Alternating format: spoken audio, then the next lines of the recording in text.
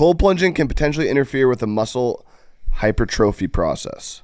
I can't have that. What does that mean? You don't want to give up your hypertrophy. No, the hypertrophy that's the best trophy. That's Hypertrophy. Maybe there's been new science you think that has come out. You think Belichick's girlfriend touches the hypertrophy before anybody else? Hypertrophy. Oh, man. Hypertrophy. On today's Part of My Take, we have Celtics head coach Joe Mazzulla on the pod.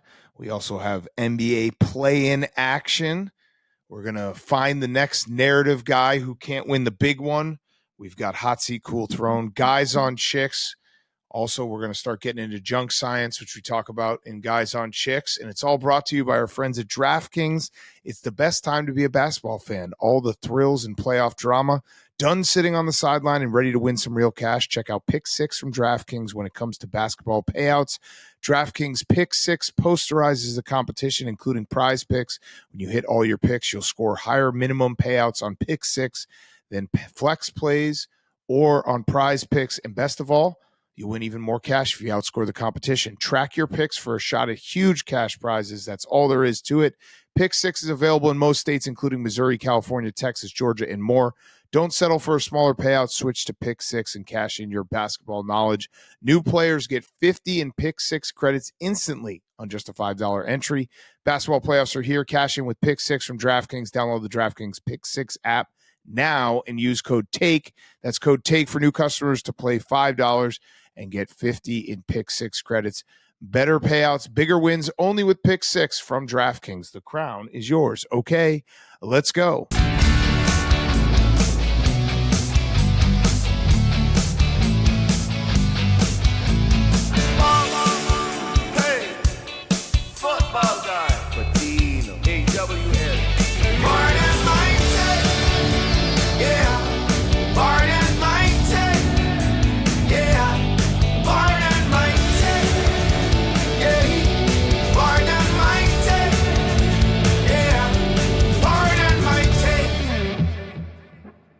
Welcome to Part of My Take, presented by DraftKings. Basketball playoffs are here. Cash in with Pick 6 from DraftKings. Download the DraftKings Pick 6 app now and use code TAKE. That's code TAKE for new customers to play $5. Get 50 in Pick 6 credits. Better payouts, bigger wins, only with Pick 6 from DraftKings. The crown is yours. Today is Wednesday, April 16th, and the Orlando Magic and Golden State Warriors are officially in the playoffs. Congrats to them. Congrats to them. Congrats to Jay Butt. Playing Jay. Yeah. Playing Jimmy. Playing Himmy. Oh, playing Himmy. I like that. Yeah, he went off tonight. That was a fun game. I liked watching the Warriors and the Grizzlies. Bad part about the play-in tournament is you don't get to develop a sense of a series out of it. Because I would like to see these two teams play. But yeah, I'm anti-playing game, but that was a fun game. Also, for anyone who's watching on YouTube, we're all at our own homes to get the play-in. We wanted to watch the play-in games, give you the instant reaction. The rest of the show will be back in studio together. But yes, we'll start with the Warriors. The Warriors, I just love watching Steph Curry play basketball. That really is all it comes down to. I know Jimmy Butler was awesome and kind of carried them in the first half, but there's just something. It's like watching Steph Curry. You know, there's only so many years left, and even that big three that didn't go down, the one that rattled out that there was a foul underneath, like that was kind of shocking. That's how good he is. When a three doesn't go down and you're like, what the fuck just happened? He's just so much fun. And the Warriors, Draymond just trying to, chuck threes. Ja Morant taking his Advil. I'm sure that was Advil. Did you hear that part when Reggie Miller was like, oh yeah, he's probably popping some Advil. He'll be fine. yeah, he crushed up some aspirin. He's probably on the same stuff I'm on. Me and Ja. I thought he was done for like the entire offseason. I thought that it was like Ja Morant questionable for starting next year. When he came down on his ankle, it's like it was a bad looking injury. But then he's like, you know what? Fuck it. I'm going to go back in. I did like Reggie Miller's advice where he was like, because Ja had to shoot the foul shot afterwards. And Reggie Miller's advice was when I had to do that and I was hurt, I would just go to my happy place. I would just think of things in my life that made me happy as I'm shooting a foul shot. And I think all of America thought the same thing, and that is Ja Morant is envisioning the AK-47 in his hands right now. He's literally just it's drone footage of the Ukraine-Russia war. Yeah, is what's going on. By the way, Ja Morant, one of the coolest plays, the alley-oop to himself. How does that not get a bazooka? I don't know. Like that And was crazy. that it's a good point because he went from pretending that he was shooting people to acting like he got shot tonight. Right. So right. yeah, he's got both sides of that coin. He's fun to watch, man. Zach Edey, he shows me like he's improved still. I would say he's like slightly better than he was as an athlete when he was in his last year at Purdue. But that guy, somebody needs to pull him aside and be like, youngster, you need to quit taking the ball down on rebounds. You need to put that ball up higher. You're taller than everybody else because he's addicted to it. He does it every single time and gets stripped. Yeah, and it's I just love watching Zach Edey get fouls called on him. That just gives me so much joy. It's such a satisfying feeling after watching it for so many years where it didn't happen. I think he had his like fourth foul halfway through the third quarter, and it was like, yes, this is awesome. But yeah, I didn't go into this game having any real rooting interest other than I just want the Warriors to make a run because I want to watch more Steph Curry basketball. And it felt like if they win this game, they have a chance. They're older. If they had to play on Friday as well, like it really sucks for the team that loses on the Tuesday and Wednesday playing games, and then you got to go play Friday and then turn around and play on Sunday. So I'm happy the Warriors get a little rest, and we're going to get a good series, the Warriors and the Rockets. Yeah. You know how the Thunder lead the league in wearing the free T-shirt that they give you? I think Warriors fans, they lead the league in like 60-year-old rich white dudes with like really tan faces that step on the court when the horn blows and try to get a high five from the players. Yeah. Like they all think they're on the team. Steph Curry, do you think Steph Curry has high-fived more dudes in like Brooks Brothers shirts than any other player in the NBA history? Probably. It's like a mix of Brooks Brothers, but also like the tech vests. A lot of Silicon Valley guys. But yeah, they think that they're on the team because they're billionaires and they're sitting courtside. They're like, this is my team. I help pay for this arena. It's you know what it is? He leads the NBA history in high fives given to dudes with button down shirts and jeans on. Yeah. Because that's the look where they're like, oh yeah, I'm going to dress up a little bit here, but I'm also cool. Dudes like that keeping it casual, probably on TRT. Keeping it so kind of weirdly jacked. Yeah, they throw on those jeans and they're like, check this out, guys. Mm-hmm. I'm not worth $1 billion. I'm just cool like boss. I'm just like the guys drinking a beer down the street. That's me. I'm the guy. I'm going to take away your job in 20 years. But you can hang out. This doesn't mean I'm not a good hang. Yeah, I'm writing a script right now that will make sure that you will never work and be able to provide for your family. But these jeans, look at them. Look, I can stretch. I'm getting a high five. It's all there. And they always got a kid next to him with the Steph Curry jersey on. And that kid's got his life made. He's that set kid's up going to grow up also thinking that his dad is really good friends with Steph Curry. Yes, absolutely. Also, when people wear the jersey over the collared shirt and jeans. I actually respect that. That's like a dorky move that I kind of respect. You know, like it's like, come on, dude, really? You're going to do this? I kind of respect that. I don't know. It's like a weird. It's never looked good in the history of wearing that. No, but guys keep trying it. So I'm like, you know what? Tip my cap. You're going to keep going out with this, even though you know it doesn't look good. They usually like have their secretary buy them that jersey when it's game day. Like, I'm going to the game tonight. Can you go out and get me a Draymond jersey, please? Yep. Can you leave it on my desk, please? Make sure. Yeah, Draymond. Yeah, just go down the roster. Give me a couple options. Give me a Steph. Give me a Draymond. Give me a Jimmy. I'll see which one fits best. All right. Speaking of fans, by the way, where were you guys for the Cole Anthony game? Oh, I was on my couch. I mean, the only place I would want to be for the play-in tournament. I was laying in my daughter's bed trying to get her to go to sleep, watching it in my left hand with my phone. And I was like, wow, Cole Anthony, this is fucking where were you moment. Crazy. Yeah.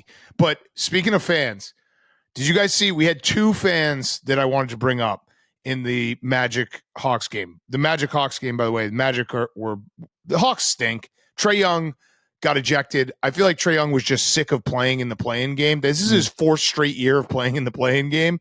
I have no interest in the Hawks, and the Magic Hank, you tell me. They're going to win what, one game? Maybe one game. It'll be a good test. They have good defense. Paolo's really good. Wagner's really good. Cole Anthony, if he just scores 26 off the bench every single night, that could be cool. But Magic are a good team, though. They've They got a good young core. It's just I think the Celtics are better. Did you see? So there's two fans. One was there was a hawk. There was a fan dressed as a hawk making hawk noises during Magic free throws. Mhm. That guy rocked. And then did you guys see this? Probably going to end up on the bonk list. Did you see the nice pair of tits who was looked to be have a bag of cocaine right behind the bench, and she was shaking it? No, I did not see that. Okay, I'll send it to you. So I want your somebody guys' actually- reaction if I'm overthinking this, but I looked at it and I was like, yeah, I think I know what that is. Somebody sent me a tweet, and it was something about cocaine, but I was looking at the player because the player was like rubbing his lips. No, look at this video and tell me that that's not exactly what happened. Can't see her face, so it's fine. Can see everything else. I think that was what was happening. So shout out Orlando. Didn't know you got down like that. Thought it was just Epcot. Thought it was just people with their Definitely. kids. Yeah. Yeah. And a nice rack. Yeah, I was looking at is that Wagner on the bench that's rubbing his lips? but she's just getting ready for the post game. There's a minute left, and Yeah. I didn't know Orlando got down like that. Good job, Orlando. Hell yeah. That's like a Miami thing. If that happens in Miami, I wouldn't even blinked. That is insane. That's crazy to do that out in the open like that. So crazy, and the camera was right on her. So yeah, I just wanted to give a shout out to those two fans. Those are my fans of the night. She I had another specifically fan. is my fan of the night. I've got a third nominee. It's not going to win. The lady with the cocaine obviously wins fan of the night. But my nominee would be the guy that was at the Warriors game that was just straight up eating a big plate of spaghetti behind the Grizzlies bench. Yes. I didn't know that number one, I didn't know that they served spaghetti in plates. No offense, Hank. I remember that picture. But this I was dude at a was rest stop.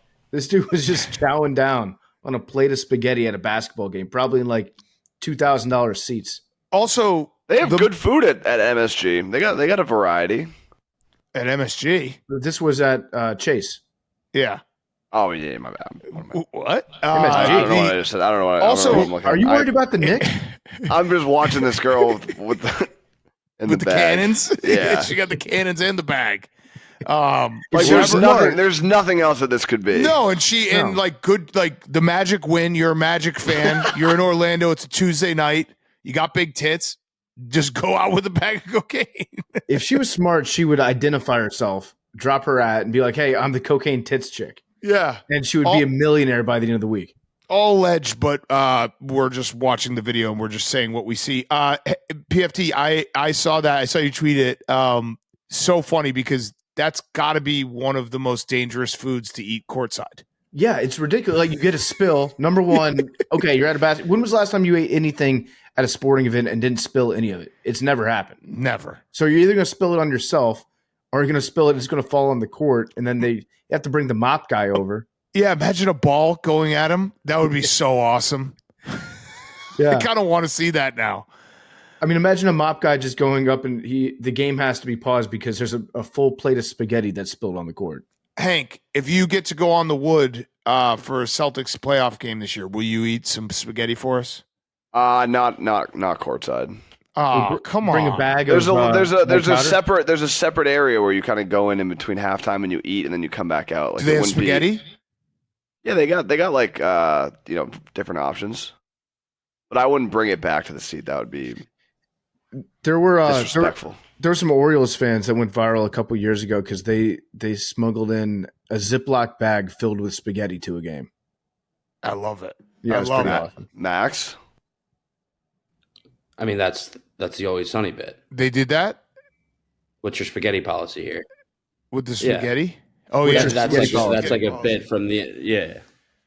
That was we were talking about this story when Hank and I were in Champaign like maybe 11 years ago for a Blackhawks watch party, and Chuck, who's really our colleague, who's a great social guy, his friend walks around with he had sausages in his cooked sausages in a Ziploc bag, and he was just like, "You want one?"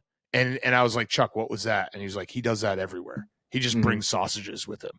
So shout out that guy, legend. Okay. So we have two more games tomorrow night. The Bulls play the Heat. Mavs play play the Kings. Got it. Nailed it. Mhm. I knew I had it. Oh, one last thing about the Magic in Hawks game. Do you know the Magic actually won their division and the Hawks were the second team? I didn't know because divisions don't matter in the NBA at all. So like I was looking at it before. I was like, I understand why there were divisions back 10 years ago. Because remember, they used to do like, if you win your division, you're an automatic like top 3 seed. And then they changed it because there was that one year where I think maybe the Mavs or someone won 60 games and it was like a fucked up situation because they didn't win their division. Divisions in the NBA there's literally no reason for them. Yeah, and so I thought about, can you guys get all the divisions? I did this myself. So I did this honestly myself. I screwed up one team or I flipped 2 teams, but I was wondering if you guys could get the division. I'll give you the names of the divisions to get you started. I can definitely not do it. Okay. I can maybe do the East. All right. So I couldn't even name the name of the divisions. Metropolitan? So it's the Atlantic, the Central, and the Southeast. I'm thinking hockey. I got all the East. I screwed up one in the West. Wait, what? It's Atlantic what? Atlantic, Central, Southeast. Okay, so Atlantic is the Celtics. Yep. It's the Knicks. It's the Nets. Yep. It is the Sixers. Yep. Think North. I actually missed this one too. I just had an odd number. Yep. Oh, Raptors. Yeah. Here, so the East makes sense. Do you guys know who's in the Northwest in the Western Conference? Trailblazers. Yes. Nuggets. Yeah. Kings. No. Jazz. Yes. It's so stupid. Bucks. The Bucks. Bucks are in the East. Bucks in the East. Timberwolves. The Timberwolves are, and the Oklahoma City Thunder are.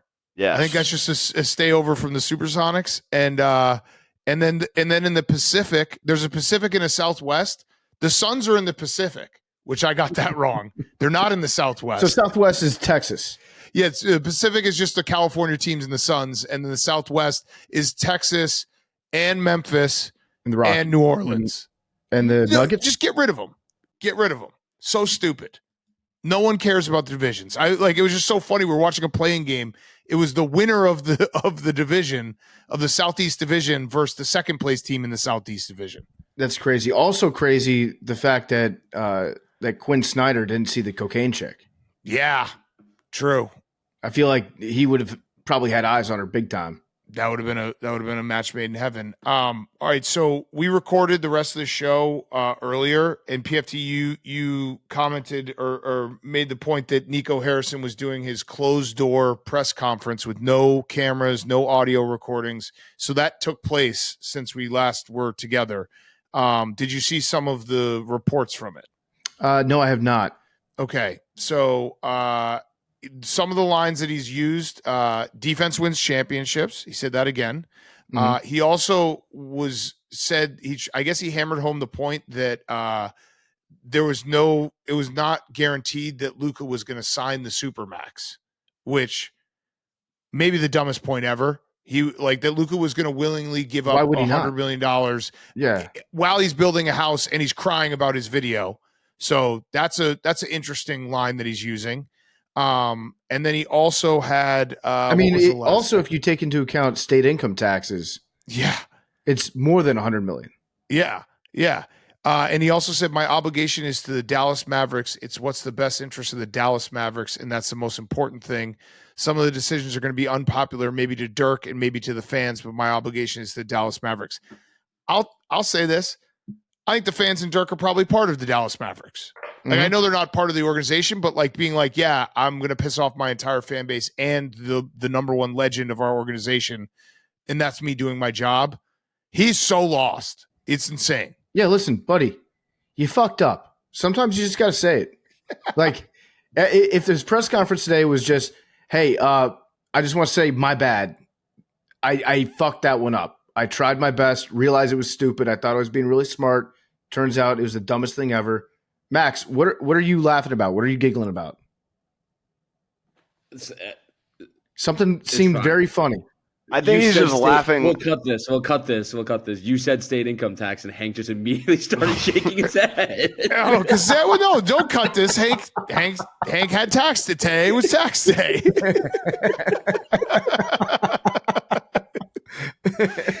It's a trigger word for him, PFT. Don't use that word. Tax. You just don't use that word, PFT. Just burning in his head. Mm-hmm. But yes, you're right. Just say I fucked up. Yeah, I fucked up. Listen, my bad. I tried to outsmart myself and I lost. Yeah. He also, there was a report, Tim McMahon, who's a very good reporter.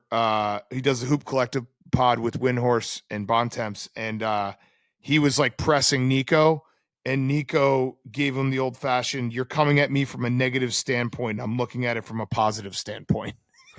Yeah, he's just one in those situations where he's so delusional that he basically knows he's getting fired, and he's just like, I'm just going to keep saying this until hopefully they don't. And every day he's not fired, he's like, all right, yeah, we made another one. But you can't at this point. You can't say he knows he fucked up, even if he does, which he obviously does. Yeah, he's gonna do an interview in like 5 years and be like, you know what? I've thought about it.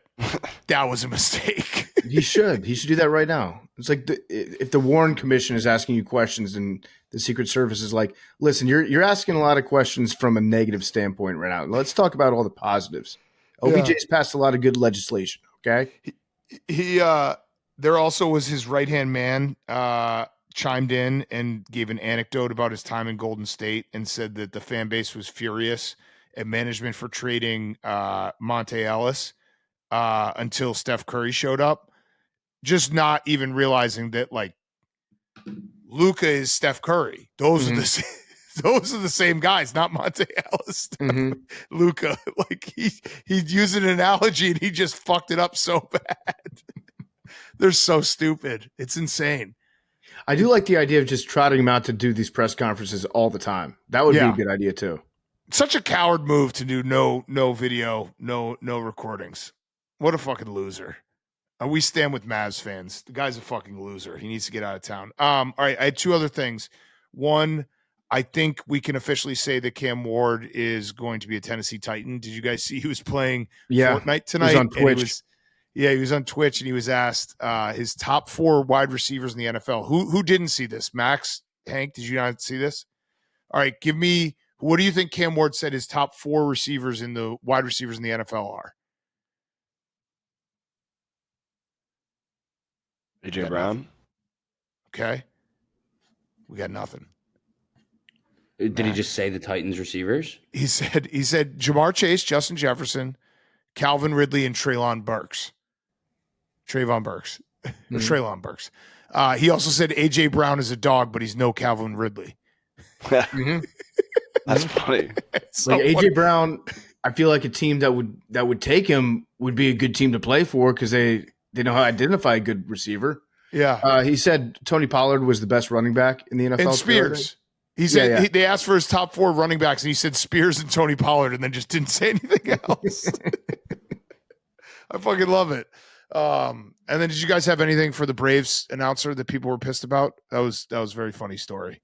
No, I mean that was one of those things where I saw just a little bit of outrage, but I'd say it was more people getting mad at people who were outraged. Correct. There weren't enough people who were outraged to be upset about. So I only brought it up because it was so funny because for people who missed it, there was a Braves sideline reporter who was interviewing a couple women in the outfield in like the bleachers on Monday night, and the guys in the booth were like, "Dude, get her number." And he was like, "Yeah, can I have your number?" and asked for her number like live on camera. And then there was a couple people, PFT's right, like there was a couple people who were like, "This is ridiculous. This is like so gross." Not enough for an actual outrage. It was just the backlash to the fake outrage. But it made me laugh because I don't know if you saw tonight, he was on a hot dog seesaw in between innings. And I was like, this is perfect because this is what a sideline reporter's job is to do. Like the dumbest, silliest things, which he did last night and he did tonight again on a hot dog seesaw. Yeah, that's what baseball announcers do. You cut to them in the middle of a dead inning, and they've got something wacky with the stadium going on, like the reporters that go down that slide in Milwaukee and like break their legs. Yeah, that's the job. Did he get her number? He did get her number. Okay, good. Yeah. I think it's, you know what it is? What was, I think Boomer Esiason had a great take. He was like, people are just upset about this because now you just go on Tinder and you get your ass spanked in like an hour. he's like, they're just all, they feel uncomfortable with a guy asking for a girl's number because it's so old school. Yeah. Which is so true. I think that's what made people like, if you actually hit people with truth serum, they're probably like, whoa, I didn't know you could just ask for a number. Yeah, like that's too forward. Yeah. That seems a little direct. What about just putting "I eat ass" in your bio? Yeah, it's predatory. Yeah, what about just lying about your height in your bio? Yeah. Do it the old-fashioned way. Oh, man. Okay. All right, well, we'll kick it to ourselves. We have a great show. Rest of the show, we have Coach Mazzulla, Hot Seat Cool Throne. We try to figure out who the next narrative can't win the big one guy is. Guys on chicks. It's playoff season, boys. Late nights. It's playoff season. Yeah. Hockey starting this weekend. Can't wait. Let's go. All right, we'll kick it to ourselves. Okay, before we get to the rest of the show, we're brought to you by Stella Blue. It's Stella Blue Coffee. We believe good coffee is one of life's non-negotiables. Our delicious roasts are available in cold brew, K-Cups, ground, and whole bean formats to seamlessly fit into your morning coffee routine. And the best part, each purchase helps save homeless pets. Now you can also fuel your mornings with Battle Bar's new dark chocolate espresso protein beans, crispy, delicious energy bars infused with real Stella Blue coffee. I had one this morning. They're so good. Each bar packs 17 grams of protein, 100 milligrams of natural caffeine, and 0 fake sugars to keep you powered up and dialed in. Every bite is battle tested and Big Cat approved. Shop today at StellaBlueCoffee.com or BattleBars.com while supplies last. Go check them out. BattleBars.com or StellaBlueCoffee.com. Very, very good. Delicious. Get some coffee. Get some Battle Bars. Be fueled. Go kill life. Go crush life every single day.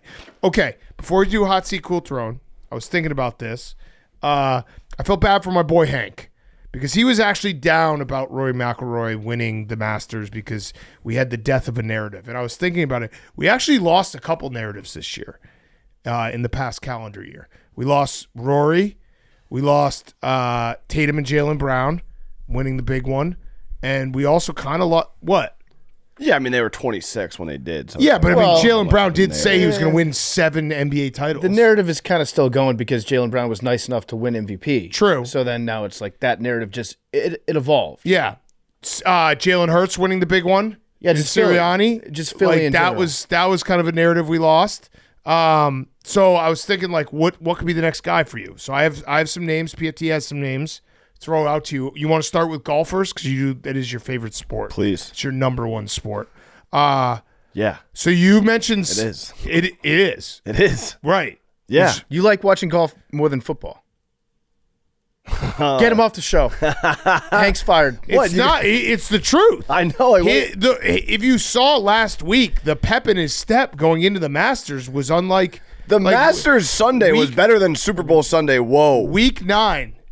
Whoa. Did you mean to no say commercials? That? It's you know drama. What? He's pissing me off so much with these takes that I'm not going to tell him that he has food in his beard like he always does. The Masters Sunday is better than if the Super Bowl was a better game. Would you say that? No.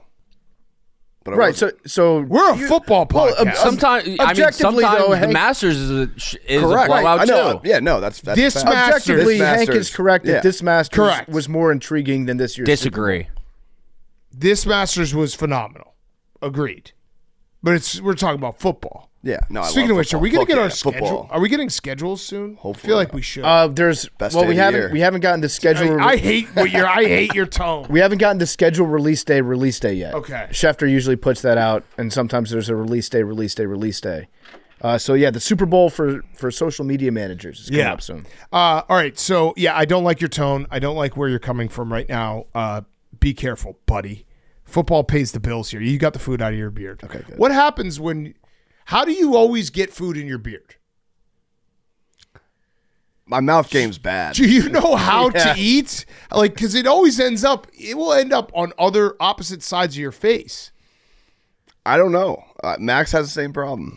Why are you throwing Max in? He's not wrong. He's not wrong. He's not but wrong. I mean, I think more people expect it from Max than would expect I mean, it from that's a Hank. fucking shot. That was bullshit. People won't even mention it. I tried to get your side, Max. That was unfair that Hank did How is that to on? you. How is that getting on my side? That was way worse. Hank forced me to make that comment by bringing you into the conversation. And it's also it was a factual comment. I take when I big see it bites. from you, I'm like, yeah. But Yeah, you're a messy face guy. how, Yeah, how no, I though? get yelled at all the time. What happens when you're putting the food to your mouth? Do you just miss it?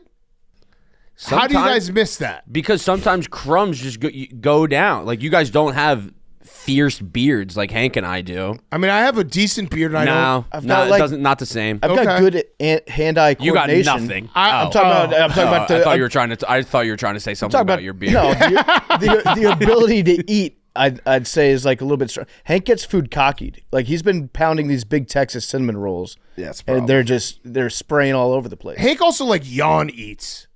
Well, Big Cat doesn't chew. He just like turns on the vacuum button and just Great answer. That's Great not answer. it, like That's Kirby. Great not. answer. That's not wrong.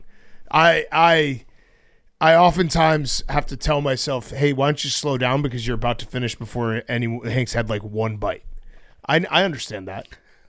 I eat too It fast. just is what it is. I don't know. Yeah. It's a problem though. Okay, I like the narrative though that Hank can't eat. he can't. That's a good one. He just ends up with food on his face. I do appreciate the yawn eats though, because that's Yeah. efficiency. If your mouth's going to be open, might as well be eaten. He kind of just opens his mouth and just throws shit in there and just hopes it gets there. Okay, golfers. Golfers. You mentioned Scotty, Masters merchant. I kind of like that narrative, although we like Scotty. So I want him to break the narrative. Yeah, I want I'm him to break rooting the for him narrative. to break the narrative. But if he doesn't win any one this year, like there's 3 more, that will be going into next year. Like that will be the narrative. Yeah. Should But we- I hope he does. I'm actually thinking about this right now. Are we stupid to do the golfers first? Because once we finish the golfers, Hank's going to tune out. Yeah, probably. But if you're going to be mix him in. if you're going to be a merchant, being a Masters merchant, I feel like would be one of the better ones. Would to be pick. sick. Yeah. Yeah. Well, no, because I had a bigger point about golfers because I wrote down the ones that I thought, and then like Scotty, I'm rooting for. I want him to win, so I don't. He's like one of our guys. Ricky Fowler, I want him to win. He has never won a major. I want him to win. Tommy Fleetwood, got no problem with him. He's just got to win on tour. Yeah. Victor Hovland, got no problem with him. Also young. I think the name, you ready for it? Patrick Cantley. Yeah. He's a douche. Yeah. Slow play. We need him to just keep winning other tournaments and never winning a major. He might be a perfect narrative guy. For a while, he was flying under the radar with Xander because it was always like Xander. Yeah. It was Schauffele and Cantley. Yeah. They haven't done anything in majors. Then Xander smashed that. And now, yeah, Cantley, he's more infuriating to watch, though. Also, I should have put a disclaimer on this entire segment. We will be biased, so you will not hear the name Max Homa, Josh Allen, that kind of stuff. No, of course not. So It's not their We'll be fault. extremely biased. Joe Burrow, none of that. None of that it's not shit. their fault. I think maybe Bryson needs. I think he's gotten too skinny. Yeah. How about that? I think Bryson needs to beef it back up again. Did you see he went and tried to recreate the shot from the U.S. Open last year? Pinehurst Didn't yeah. do it. You remember that? Yeah. That was kind of weird that he did that the day after the Masters. Yeah. He's always in the content game, though. He probably had that scheduled for 6 months. There's a plaque or something. All right, so you cool with Cantley? Yeah. I mean, we don't like him. No, it'd be fun to root against. Like, he needs to choke a couple of these to get I kind of like how much people hate him, but Okay. if that makes sense. Yeah. Like But- I like because the general golf media is a little bit stuffy and like they're the ones that are sucking off Rory or basically anyone that wins. Yeah. They hate Cantlay, Oh. so it'd be kind So of he's fun. kind of the bad It'd boy? be kind of fun just to see them pissed off. Why do they hate him?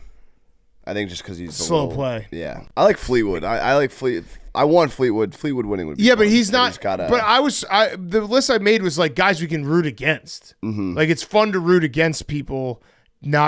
It's fun to root against people desperately trying their hardest to succeed and making their whole life about having this one moment and then never reaching it. Tommy Fleetwood's son makes it easy to root for him, though. His son, did you see the interview that his son gave after the par 3? Yeah. He's like, I just tried me hardest. Tried me hardest. I tried me hardest. It's a very difficult hole. Oh, Just a wee bit more. perhaps next year I'll be able to get up. It's a very, very hard. His hair too is cool. Yeah, the mullet. Like, it's Although just- he's kind of watered down the mullet. That's what I Yeah. don't like. If you're going to have the mullet, commit to it. I think Cantley's the guy though. I think we need him to choke in some majors and then get really close, and then like in 5 years be like, haha, Yeah, he didn't do it. In terms of narratives for golf in general, I just like to get I want a drug controversy. Yeah, we haven't had one of those in a long time. I'd like to get maybe, is Adderall a problem for PGA Tour players? I like that.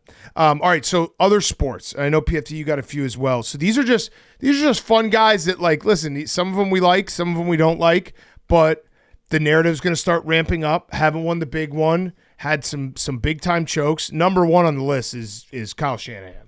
Kyle Shanahan needs a Super Bowl so badly. Mm-hmm. It's desperate. It's aged him. Have you seen the before and after? Yeah. It's like he's a president. He's a big one. That do anything for you? Yeah. Okay. You like that one? What about Aaron Judge?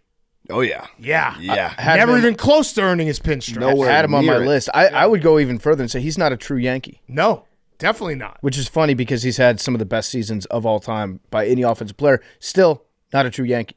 I mean, the choke in Game 5 really doesn't get discussed enough. It kind of just got forgotten about after. Because the Dodgers are so good. An all-time choke. Yeah. The all-time choke. Also, you can't be a true Yankee in the regular season. The Yankees season starts in October. Agreed. Wake me up in October. Will anybody be a true Yankee ever again now that they changed the facial hair rules? No, that's a good point. Maybe not.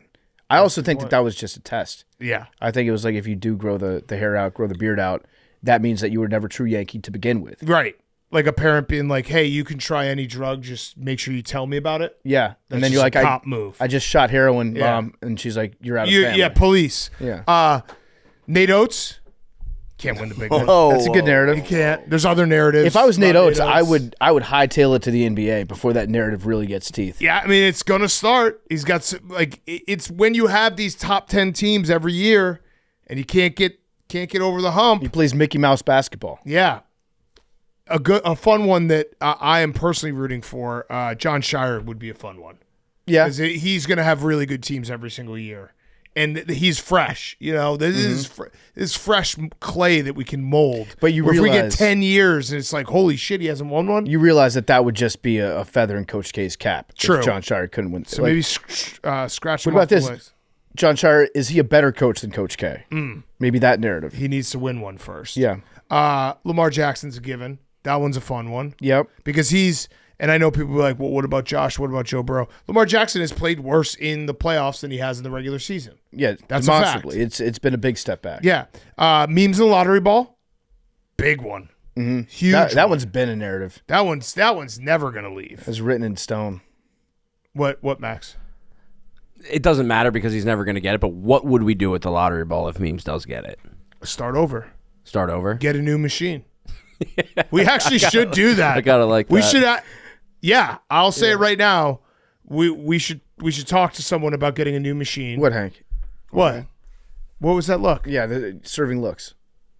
Just an exact copy of this exact No, machine. we could get a different one. I think whenever we all get it, we should just go to the next machine. You know what I got? It just starts the narrative. Just get a really tiny one. I got 100-sided dice. That thing sucks. No, Never no. get one of those. No. We'll get a new one. What? Okay. We have money to burn.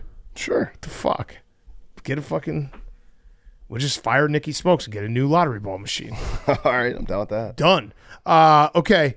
Lottery ball machine only fucks up one person in the office. Yeah, true. Rick Barnes, he's out there. He's got the narrative, never winning the big one. Also, Tennessee basketball not going to the Final Four. That do anything for you? Not really. You're not a college basketball. I should have left the golf. Just stick with golf. We've lost him. Either stick with golf or just like New York sports. Oh, I got a couple of New York sports coming up, but how about a couple college football coaches for you? Sure. Lincoln Riley, Yeah. James Franklin. James Okay. Franklin, big time narrative guy. Big time. Brian Kelly, I feel like he's just done. But James Franklin is next up for the narrative. Did he win a playoff game, though? He did, but he still hasn't. That was the narrative. No. No. It was against SMU at home. It was SMU. He can't And beat then a Boise real State. team. Like, those aren't. Yeah, he can't beat like a real Power 5 team. Okay, Jordan Love, I think we can all agree. How about this one, Hank? You're going to like this one. Jalen Brunson. Does that do anything for you? Yeah. Not clutch at all. Two natties. Does that do anything for you? Hank doesn't care about We're college talking about basketball. NBA. I'm just saying, I'm That's trying crazy. to I'm trying to predict where the narratives are going to go No, next. Jalen Brunson is not a narrative. Ah! He is not. Okay. At what point has he had a team that's like underperformed? I think how he's arguing means that he might be. No. The Knicks right currently. now- PFT told me the Knicks were built to beat the Celtics this year. Well, then you know what I We did? haven't seen the playoffs. Oh, you're going to turn me into a Knicks guy, and I fucking hate the Knicks. You know what I did a week later is I cashed out of that bet for like 25% The of Knicks what I are put built down. to beat the Celtics. Yeah, I was feeling the Knicks for a little bit. I still think that Jalen Brunson is stuck in that zone where the team around him isn't good enough. That's what everyone's saying. Yeah. It's like the way that he plays is so hard and like he gives so much effort that it's hard to put that narrative on him. It's everybody else. I'm just trying to predict narratives. I don't think it. Memes but had a great point back here. How about when Luka went down and he just single-handedly brought the Mavs to the Western Conference great. Final? I'm just saying. I'm not saying it's Jalen Brunson. I'm trying to predict the next narrative. It's the Knicks. You can't get mad at me for trying to predict it. No, he's not a narrative guy. He won 2 national championships. Jalen Brunson's a stud. Okay. Max is talking me into You it. say the question is, Yeah, he hasn't right. won the big one. He's won the big one twice. That's not the big one. Yes, it is. No, it's not. We literally just did. What league? What league does he play in? We literally just Answer the did a question. college basketball section. Yeah, they stay in college basketball. Yeah. Wrong. If Jalen Brunson was still in college, if Jalen Brunson was still playing for Villanova, there'd be no narrative. I'm just asking questions. Wow, I think we might be on to something. Very, very. You're not onto something. This Okay. is the stupidest one yet. No, it is stupid, but it makes me Thank you. want. That's- It makes me want to take Big Cat's side Because the way that it you're makes fighting me it. mad. But you're You're also wrong about college basketball being different from like that's in the past, man. And just so we're clear, I am not saying the narratives right now. I'm saying I'm trying to predict who could be the next guy for us. Like Patrick Cantley hasn't played enough golf for him to be, he can't win the big one. Could he be he can't win the big one? John Shire has only coached for 3 years. You can't be like, John Shire can't win the big one, but he could be that guy in 5 years. See what I'm doing? You got me to the point that I'm starting to argue that Joel and like. Joel Embiid's on this list, obviously. Yeah. Kevin Willard. People were roasting me about Joel Embiid. Yeah. You see that Sixers Twitter got a hold of that? That one guy was awesed. I hope this is the first of many. Yeah. Oh, yeah. kidney stones? Yeah, the kidney Like, hey, stones. buddy, I have 16. Because I told Joel Embiid, like, I'm not missing a podcast. And then all the comments, once Sixers Twitter got a hold of it, were like, this motherfucker is in the hospital and can't piss, and he's thinking about Joel Embiid. I was like, yep. Yeah. Sure love am. it. Kevin Willard, never gone to the Elite Eight. Okay. That's on there. This is turning into just trying to piss Max off. No, all right, we'll go somewhere else. A fun one. Why aren't we talking about Caitlin Clark? She's never won a championship. Yeah, not even in college. She's got to start winning championships. And Paige Bueckers, many are saying, is going to be better than her. We'll see. Wait a minute. So now we're counting college for Caitlin Clark, but not for Jalen Brunson? Well, also in the WNBA. Well, she hasn't. Yeah, she hasn't. The won first anything. thing you just said was not even in college. Yes, she hasn't won one. It's double. That she Yes. had. Yeah. She had that narrative. That was established at Iowa. Right. Now she's That's got a doubled brand down. new narrative. Right. Exactly. No And also, it championship was DNA. basically Caitlin Clark by herself at Iowa. Jalen Brunson had a stacked team. Kevin Durant's narrative, we just need a new chapter of it because it's now that his career is getting closer and closer to being done, no one has ever like ruined their legacy more. Russell Wilson. Russell Wilson was as much of an all-time great, though. Yeah, like he wasn't. Kevin Durant was like on the path, Russell Wilson was on the path to be in the Hall of Fame. but not all time great. Not all time great. Right. I think Kevin Durant, like I mean, just the he's about to go to another team this year. Yeah. Like if he ruins the next team he goes to, how is that not talked He about? should go to the Thunder. Thunder could help his narrative a lot. Thunder would be Even the though only it's a place that could stacked save team, his narrative. But yeah. like it'd be a nice bow on everything. I think Yeah. there's a chance. I think there is an actual chance he goes to DC. If we get the first pick, That'd be a good narrative too. it would be a good narrative. Go home. Yeah. Mike Trout to make the playoffs. We just don't talk about it. Mike Trout to smile. Yeah, Mike Trout to smile. Mike Trout to go to the playoffs. Come home. James Harden, obviously. I mean, that one is just he's doing the same thing every year. Like he's had a very good season. He was incredible on Sunday. I can't wait to watch him in the playoffs. Yep. I can't wait for him to be good in like the first 3 games of a series, and then game 6 or 7, be like, where'd James Harden go? Yep. That's a fun one. And then Embiid, obviously. Connor McDavid, obviously. Embiid is the most obvious one, right? I almost feel like that narrative's closed though. You think it's just over? I think it's just over. And then I had two others that were just like, hey, we lost Hank, by the way, immediately after we stopped talking about golf. Shut up. Two that I'll throw out there that are just listen. It's a long time, and there's different situations. Luka could definitely be a narrative guy eventually, being in L.A. Like The style of play that he has, if he doesn't win one. And then I'll just throw this one out there, and I love him. I think he's so much fun to watch. Do we talk about how Giannis might only win one? That's also like a cast of characters, though. I understand. Only win one though. Never is a discussion. But when you're How many did Ovi win? he's won as of now.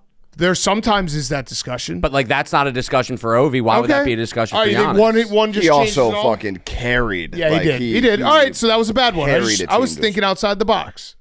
What other ones do you have, PFT? I have kind of a reverse one. Okay. One that might get flipped on its head depending what happens this postseason. If the Warriors go on a run, which they could, Steph Curry goes lights out. Does he enter the Kobe realm of the GOAT conversation? I would make the so. argument that he in LeBron's GOAT decade, Steph Curry was the best player.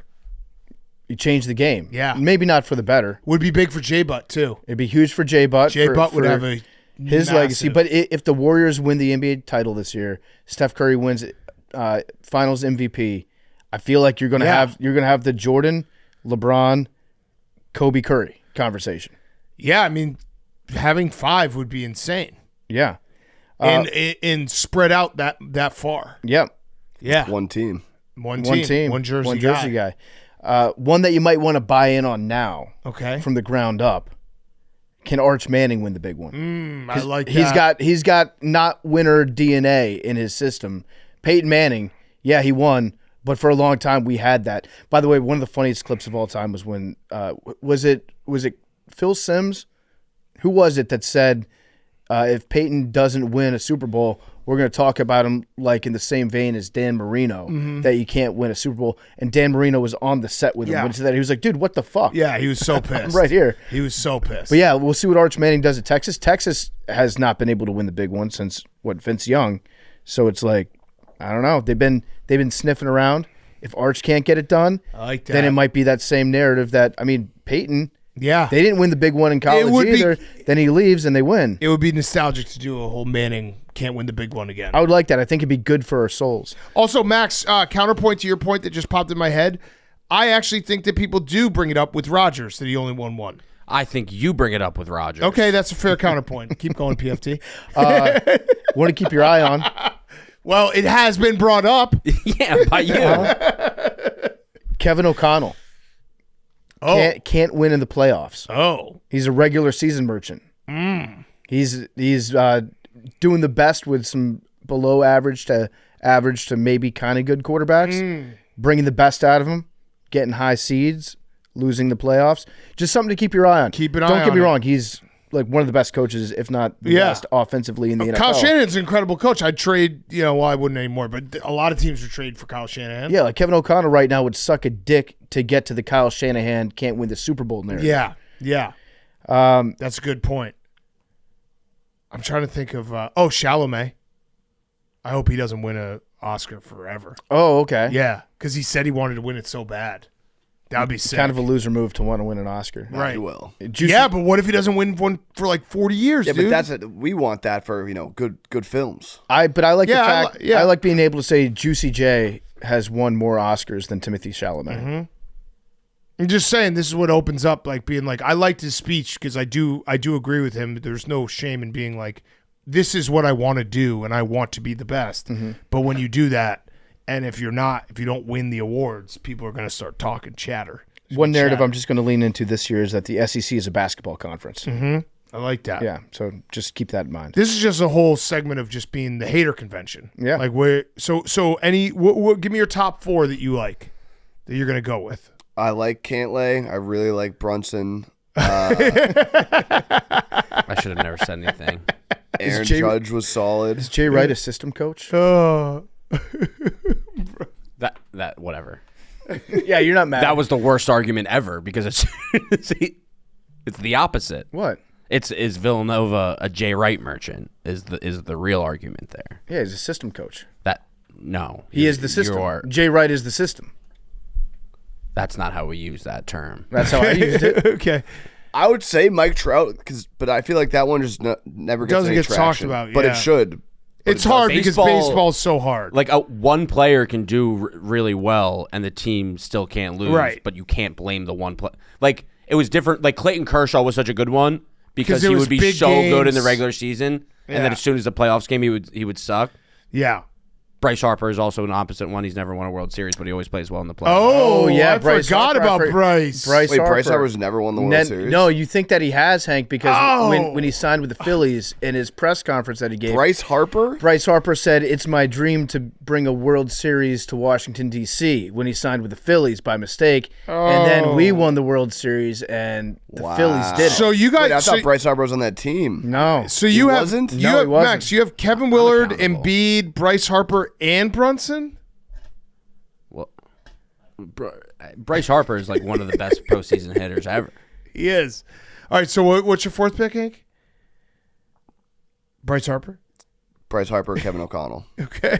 All right. It's good. Good. Yeah, it is just a hater watch. Who's going to fail and we're going to just relish in it? Somebody out there is like, PMT has never won the iHeartMedia Podcast Award. Can't win the big one. That's true. We technically have, we would be can't win the big one. Mm-hmm. Yeah, can't hold on to a show. Yep.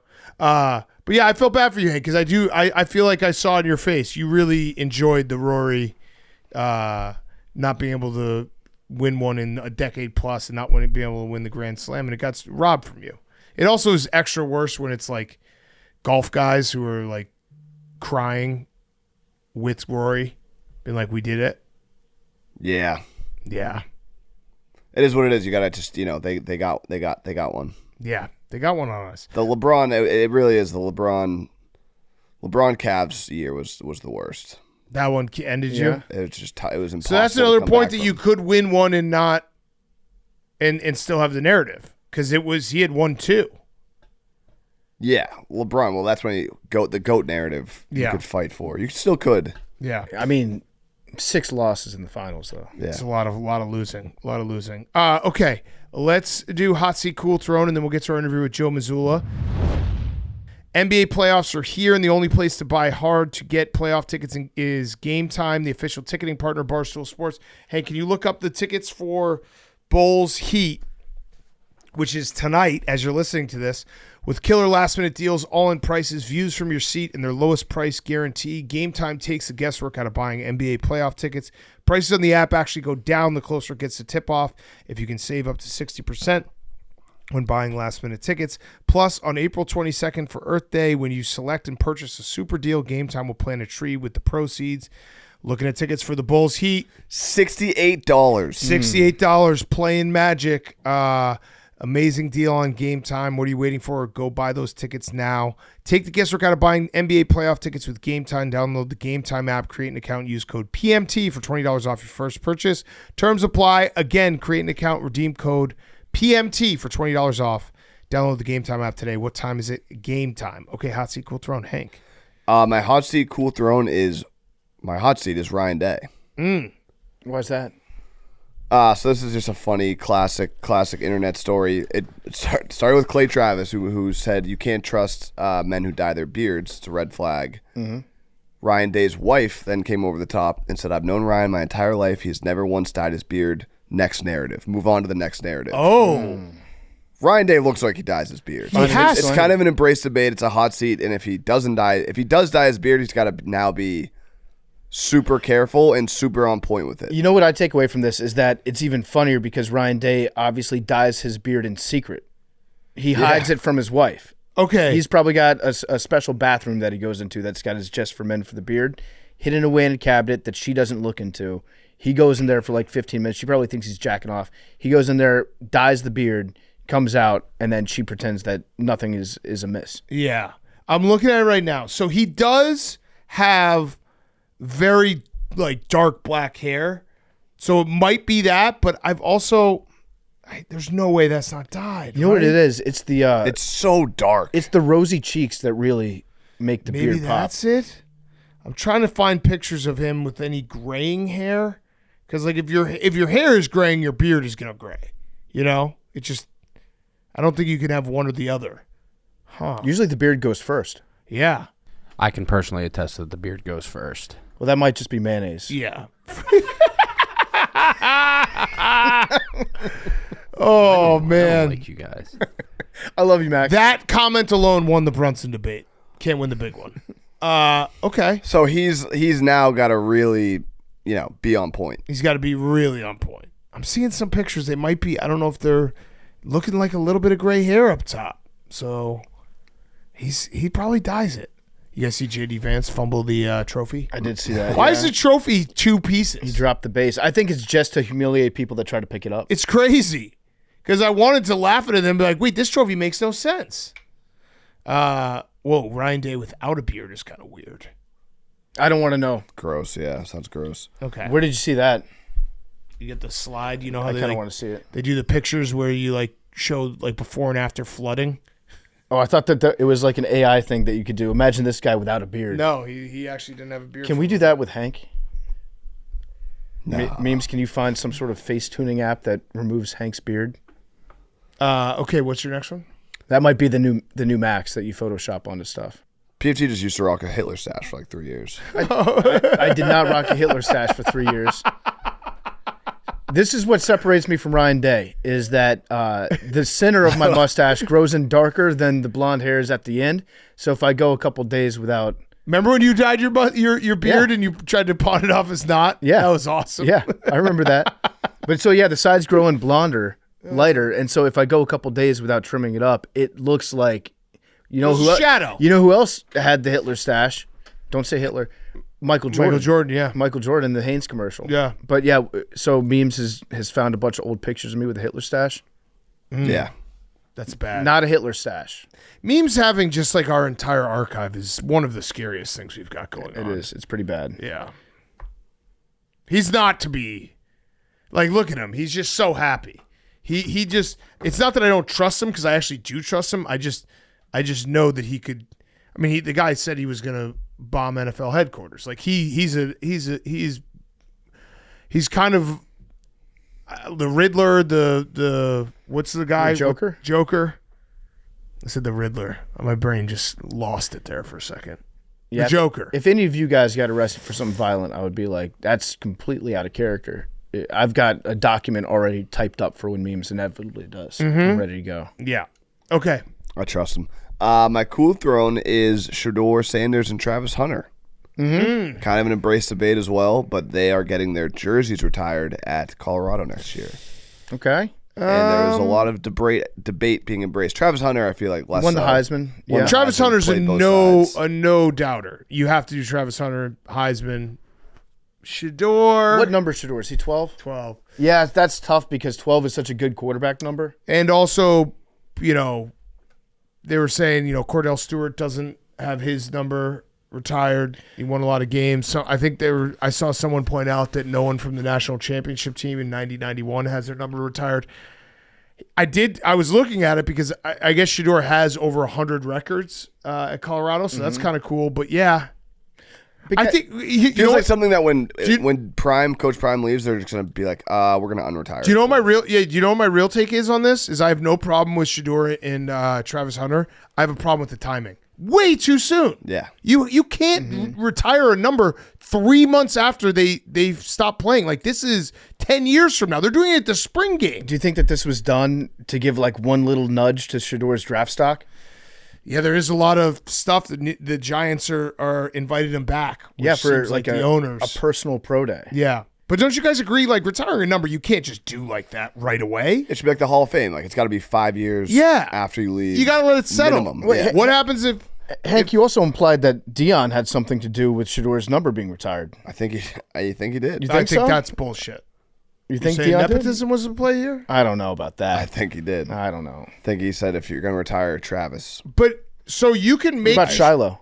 Probably tried. Travis Hunter should get his jersey retired. Shouldn't be right away. Shedeur, Sanders, you can make the argument if he was the start of Colorado, like completely changing everything. Yeah. You know what I mean? If this is sustainable and Colorado's good for the next 20 years and like it all started with Shedeur, then I think it makes sense. But you can't make that judgment right now. Hank, I feel like you would be in favor of just every team retiring the number 12. Yeah, I would be. Like Jackie Robinson. Yeah. What are you gonna say? That was Your hot seat. my hot seat. I mean, I'm kind of on hot seat still from the Stones. Haven't passed them yet. So last night I took an edible because I was in a bunch of pain. Not a drug guy, but I was like, I'm gonna try to dull this as much as I can. So I take an edible, and then I'm trying to piss the stone out. So I'm banging waters all night. I probably banged like nine waters or so. I'm sitting there on the couch, and then I got super paranoid, probably from the edible, and I convinced myself that I gave myself water poisoning, which you can do. Oh, There was that you story. could, like, die. Yeah, you can die from it. So this lady, it was like a radio call-in show or something. Yeah. And they were giving away a Nintendo Wii because they were hard to get your hands on. So it was hold your Wii for Wii, and they brought a bunch of guests in the studio, made them chug waters, and the person that lasted the longest that didn't pee, they won the Wii. I think this lady, I don't know if she won. She might have come in second. That's brutal. And then she drank so much water that she died. You can like drown yourself from the inside. I obviously came nowhere close to that, but I was paranoid from the weed. So I was like, oh shit, am I going to die from drinking all this water?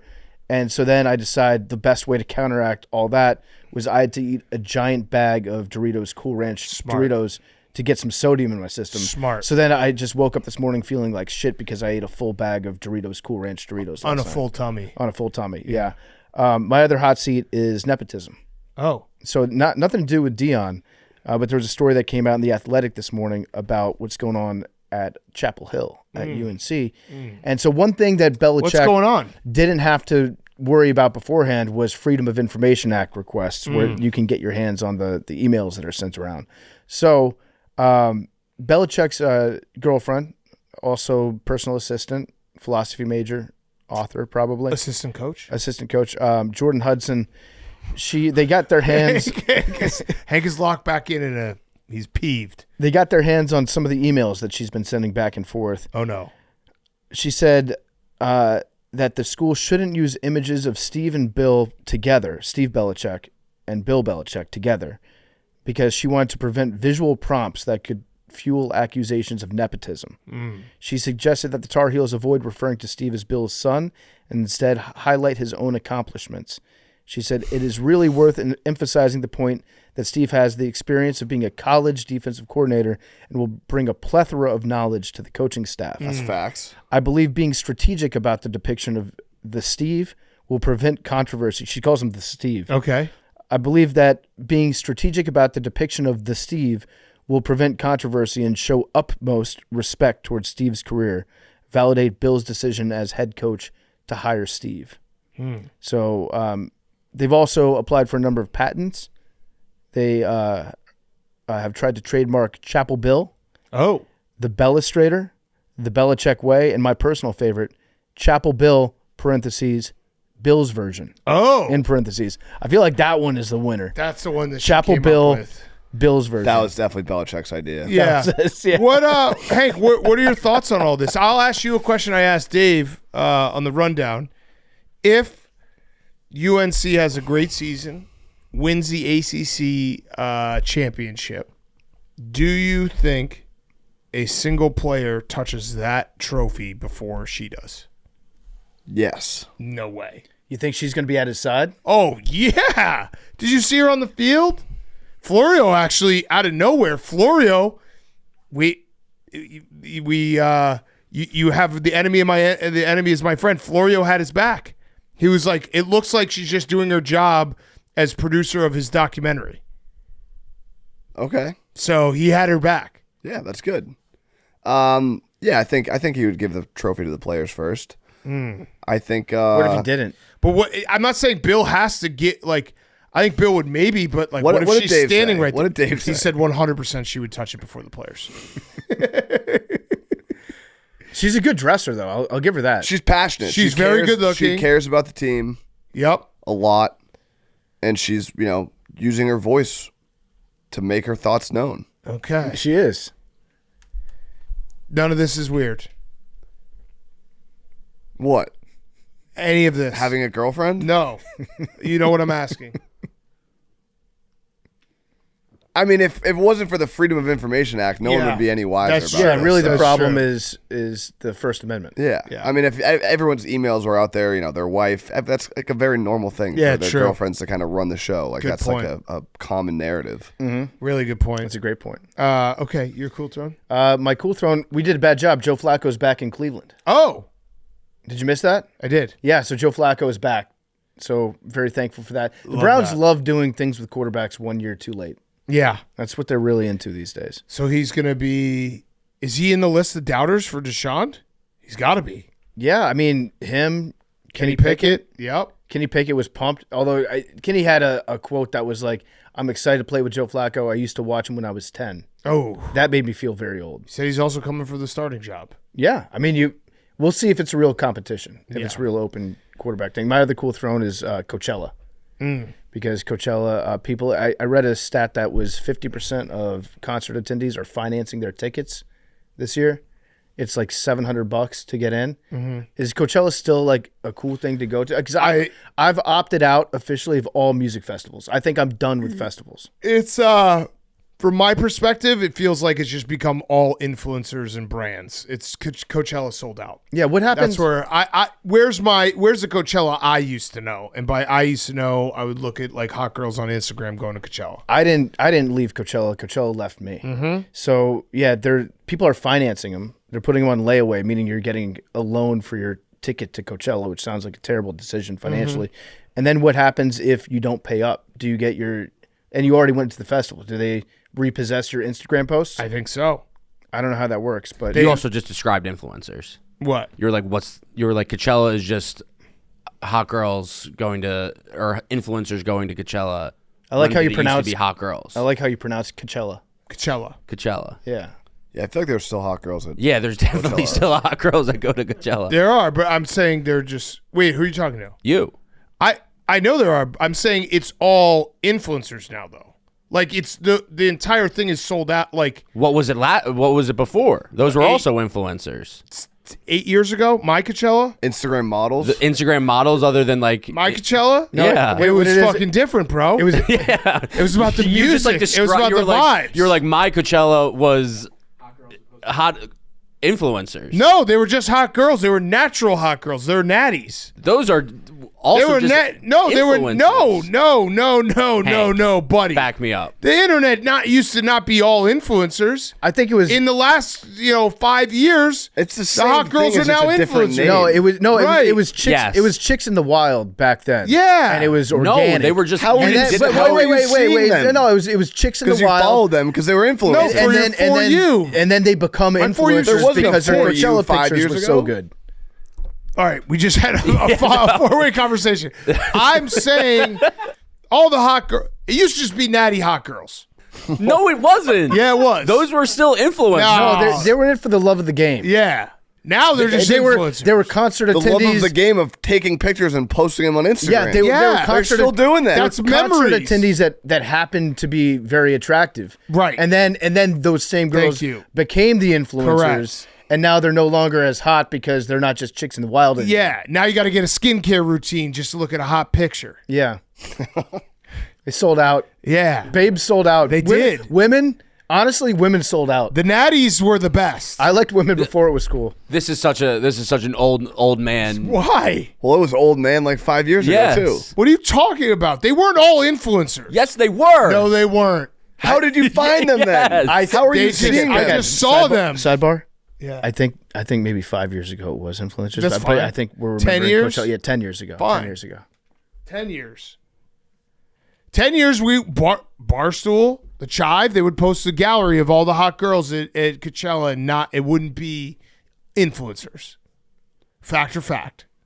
10 years ago, yeah. Okay, sorry. I should have said 10 years ago, guys. I still think that most of those were probably influencers as well. 10 years didn't ago, you were like exist 10 years 14, ago. max. That is, I wish that were the case. 10 years ago, the influencers were not like that wasn't a real. There were still Instagram No. models were No. still. All right, Not in I'm back. 2015. 10 years ago. When did Coachella start? Long time ago, I 90s. think. Yeah, see, my Coachella. Yeah. I'm a Woodstock 99 guy. It's literally been the only experience I've ever had with Coachella is just looking at hot chicks. Coachella might be Which still exists. that might be on the Mount Rushmore of stuff I never want to go to. That would be a good one to do. Actually, though, that one is not, because I think there's a little, at least in my dumb brain, I get Burning Man and Coachella mixed up. Coachella's like in Palm Springs, right? In California. It's like really nice. Yeah. And Burning Man's in so the desert. I think they get like nice Airbnbs and they just party all weekend. Yeah, but still. You want to go? I would never go to Coachella. I would never go to Burning Man. I don't think I'm ever going to go to. I will go to Coachella if we need to. As someone in this. I'll go too. You know what? Yeah. I'll go too to get to the bottom of this natty hot girl Like thing. if a brand really wants to send one of us, like I guess I'll fall on that. I'm more of a Firefest guy. All right. My cool throne is. Sorry. Wait, was that Hot your? seat. That was your hot seat. That was my cool throne. That was your cool now you're throne. on My seat. hot seat is us because we gotta listen. We did it with Rory. Tip your cap. Chris Paul played all 82 games this year. That's Wow. We got it. He's 40 years old. That's amazing. Like, we got to tip our cap. Russillo finally got one. Now the Spurs did not even come close to making the playoffs, which actually is perfect for Russillo because he doesn't have to deal with a drastic, horrible crash out by Chris Paul and whatever team he's I on. think if you played less, maybe they would have made the playoffs. Yeah, probably. But that's pretty nuts. Year 20, plays all 82 games. I think Chris Paul should actually, this should be his goal because he's never going to win one. Perfect attendance award. Just play for another 5 years and play every single game. He won't. He won't. He won't do it. And then my cool throne is, Paige Bueckers is the number one pick. The WNBA draft happened. Who'd you guys get? We got the guard from Notre Dame. Okay. We got a player from I didn't Southern mean to put you on the California. spot. I didn't mean to put you No, on but I'm trying to think. Somebody from Southern California, and then I want to say, I don't know, probably European or something. Speaking of USC, did you see the most recent video of Jane Daniels? No. I did not. It was him dancing at a wedding, Oh, yeah, I saw that one. and his mom was like right behind him. Yeah, no girls. What part of no girls don't you understand, Hank? Is that weird? Like, if we're gonna talk about Yeah, Belichick, no, like, no, we gotta it's weird. have the It's conversation. weird. No, he's ball is He's life. a grown man. He's worried about one ring, and that's a Super Bowl ring, Hank. It's a little weird, Hank. I'd agree. So that's you don't want your players to be normal human beings. You just want them. I want my quarterback to be married to the game. She could have been 10 feet further away. It's a wedding Yeah. on a dance floor. It's completely normal to have chaperones. But That's what Belichick has. It's true. That's more of a conservatorship. More of a chaperone Yeah. than a chaperone. The Paige Bueckers went number one, but I bring up Cool Throne because this might be one of the coolest tweets ever. This guy named Gary Knox, who I think is a writer for prep. He does covers prep school and high school basketball. In 2013, tweeted a picture and said, it's a picture of Paige Bueckers. He said, remember the name, Paige Bueckers, 6th grade. Think Diana Taurasi, best 6th grade guard I've ever seen, St. Louis Park. Wild. That's pretty nuts. To actually call your shot like that. Yeah.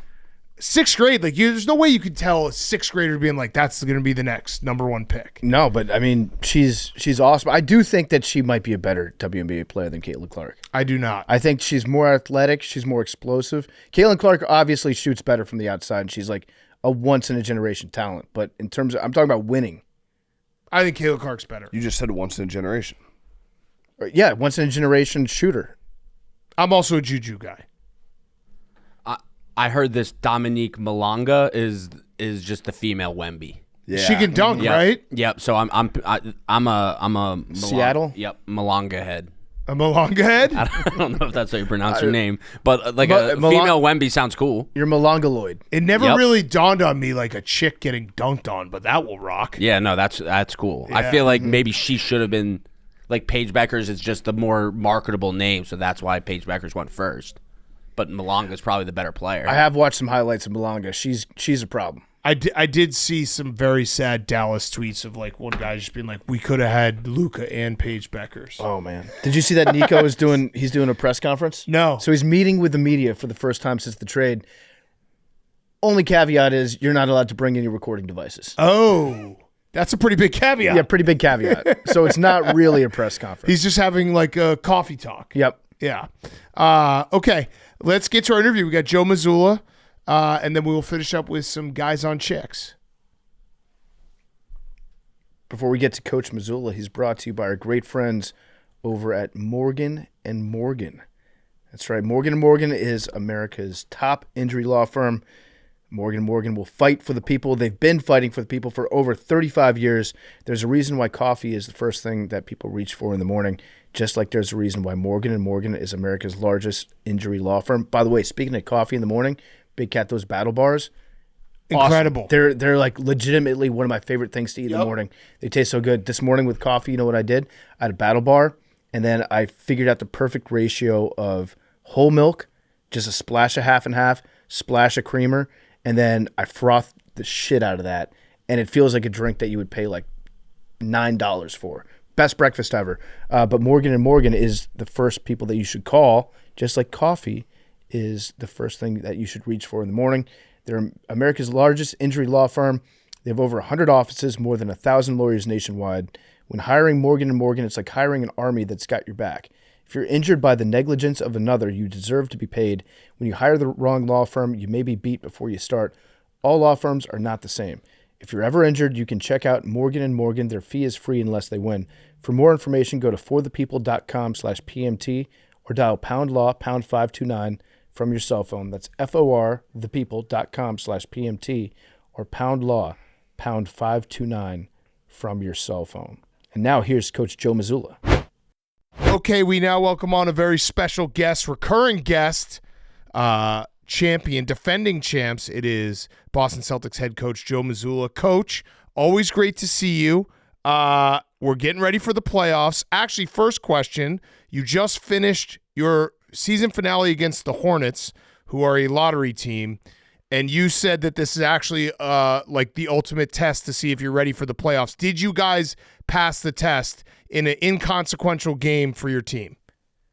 Yeah, I mean, I think the season presents like so many tests, and I feel like we break the season down and try to give ourselves as many tests as possible. And I think there's something to be said, in moments of, like you said, if a game is for whatever reason inconsequential, can you still practice? All the things that go into winning, and can you make that game like the most important game at that time? And so that was the goal yesterday. Was can we make that game the most important game? Can we make it the feeling of the anxiety, the pressure, the expectation that where you have to deliver, you have to win. And I thought the guys did a great job of that. So walk me through this. When you say like, hey, this is going to be a big test and this is the most important game, but then coach's decision, Tatum doesn't play, is that kind of mixed messages? Are the guys like, hey, I thought it was the most important game, but our best player's not playing? No, I don't think so, because I think throughout the season, you want to validate every player, like 1 through 15 or 17, how many ever are with us at the time, right? And I think sometimes the way you treat some of those games is actually a disservice to those guys, because you're not putting the pressure and the expectation and the standard of winning on them. And it's almost as like, okay, well, we don't have our top guys today. This game, doesn't matter as much. And I think it's the opposite. We don't have our top guys today. This game matters even more. And because development goes a lot of different ways, right? Like there's on-court development, but then there's also like the piece to which, you can't simulate, which is like you have to deliver every single night when you are a Jalen or a Jayson or like the top guys, and you don't get to simulate that. And so to find moments for the guys that are working their asses off throughout the whole season, to give them 3-4 nights where they have to deliver, that to me is just as important to their development as the skill work that they're doing and the stuff that they do throughout the season. I know that you're always looking for ways to make sure that your team is still motivated. Like, it's a different season this year. The championship was last year. God turned the page. New season.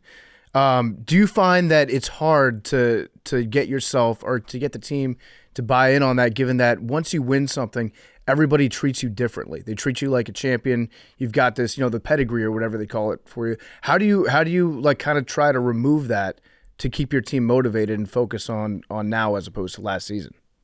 Yeah, I mean, I think everything comes first from like the DNA of the guys. Like they're just our guys have a different mindset, and as competitive as they are, and like they're going after so many different things, whether it's championship, gold medal, what they're doing off the court in their community work, parents, like they're just always going after greatness. And so I think I just try to feed off their personality. And at the end of the day, like you only have so many opportunities to be great and to go after something that's, special and bigger than yourself. And so, you can't look, you got to look at, you got to look at it from the standpoint of like, you don't know how many years you're going to have an opportunity to go after something so special and the greatness of it. So you kind of have to treat it differently. And I think the guys have that perspective. So I really just kind of feed off them. Yeah. I heard that you don't let your assistant coaches wear championship merch from last year. Is that true? That is. Yeah. They can't wear it like even at home? Are you policing them at home? I wish I could, but I'm not. I mean, I would love to just like show up to one of their houses and like they see me through like the bedroom window and they have like a shirt from last season on. What about fans? What about like hypothetically a podcast producer that wears 2024 Boston Celtics NBA champion shirts all the time? Is that person living in the past?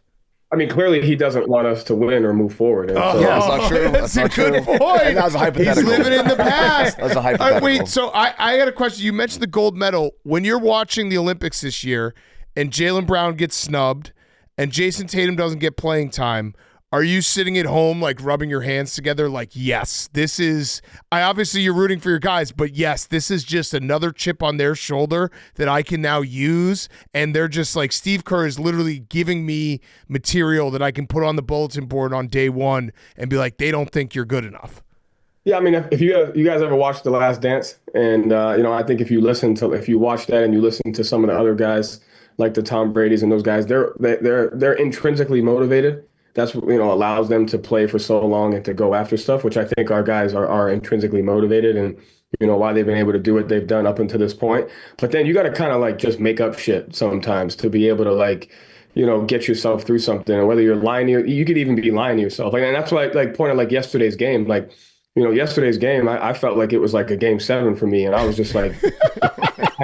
Like if we lose this game, like it's going to be a miserable 48 hours, and I wanted that. And so I think, I don't know if they were sitting there thinking that at the moment. But I think in our relationship, I do try to find small ways to be able to just build, narratives. Sometimes they're made up, sometimes they're not. But I think you need that skill of, some short-term extrinsic stuff to where you can kind of like, lie to yourself a little bit, put your own back against the wall. I think it's necessary, like, especially when you're playing and being a part of the Celtics. Yeah. So all right. So along those same lines, the Grizzlies fired their head coach. Michael Malone got fired last week. Did Joe Mazzulla sit in his car being like, "I'm next," trying to get, even though you're not, but trying to tell yourself that like it's going to happen to me, just to try to motivate yourself more? When we were that stretch in January where we weren't playing well, I woke up every day and told myself I'm getting fired if we don't turn it. That's crazy. Like, I'm done. Like, and I would tell the staff too, like, guys, we're done. Like, if we don't figure this thing out, like we don't deserve the coach here. But yeah, I mean, I think you have to kind of find that balance, right? Of this is my dream job, and I would love to be here for 10, 15 years. But at the same time, like I said the other day, like, you got to be aware of your own mortality. Like the Celtics have been great before I was here, and they're going to be great whenever I'm done. And you just have a responsibility and an ownership to be a part of the community, win as much as you can, and leave it a little bit better than you found it. And then when your time's up, it's the next guys. And that's just kind of how I look at it. Like, the coaching doesn't really define me. If it happens, the next day I got to take my kids to school. And you just focus on the present. I got my dream job, and I gotta be as present as I can, as grateful as I can. But I'll make some shit up sometimes and be like, man, I'm definitely getting fired. Like, But it must be hard to have that mentality when you're getting all these awards, like the prestigious NBA Coach of the Month award that you got from March. I mean, when I wrote down, I was like 10. I think I pulled out a letter from my 10-year-old self, and it was like, win Coach of the Month in March. The most important time in NBA basketball, March. And I sat my kids down and I said, listen, like, it's not about greatness. It's like, can you just do it for 30 days? Yeah. Wait, you should not be allowed to wear any Coach of the Month for March 2025 merch. Yeah, you can't even look at a graphic of it saying that you're the coach of the month. Wait, so like you said January you guys hit a rut. What was the fix? What was the solution? Because you still have your job, so congrats on that. You were very close to getting fired. But what was the thing that you guys were able to figure out that maybe got you out of that? I don't know that I don't know if there's like one thing. I think like the journey of what we're on can be looked at from different perspectives, right? There's a 1-year perspective, there's a 2-year perspective, there's the 7, 8 years that, most of the core of this team has been together. There's the next 3 to 5. And so I think when you're on this journey, there's just going to be moments of that where I think it's almost a gift because it tests you as if like, do you really want this? Do you really want to go after this? Are you only competitive when it's going your way and when you're winning, or like can you be as competitive and locked in and dialed in even when we're going through small reps? And so I thought it was like one of the best gifts that we could have as a team that we were going through, because it made us appreciate the journey more. And like you can't just be competitive when you're winning. Like you got to find ways to do it even when it's not going your way. Do you believe that momentum is real? I do. I think in short stints, yeah, I do believe in that. Like, we talk a lot about like end of quarters, start of quarters, certain plays that could get a team going on an 8-0 run, a 10-0 run. How do you stop the run? So like I do believe in spurts, like spurtability and stuff like that can go on within a game for sure. Because I know that you're not always a big believer in using a timeout at end of quarter, end of game situations. You like to sometimes, depending on what it's like, you let the boys play. But do you ever do the timeout? Like when do you decide now is the time where I can stop the momentum from the other team by burning a timeout?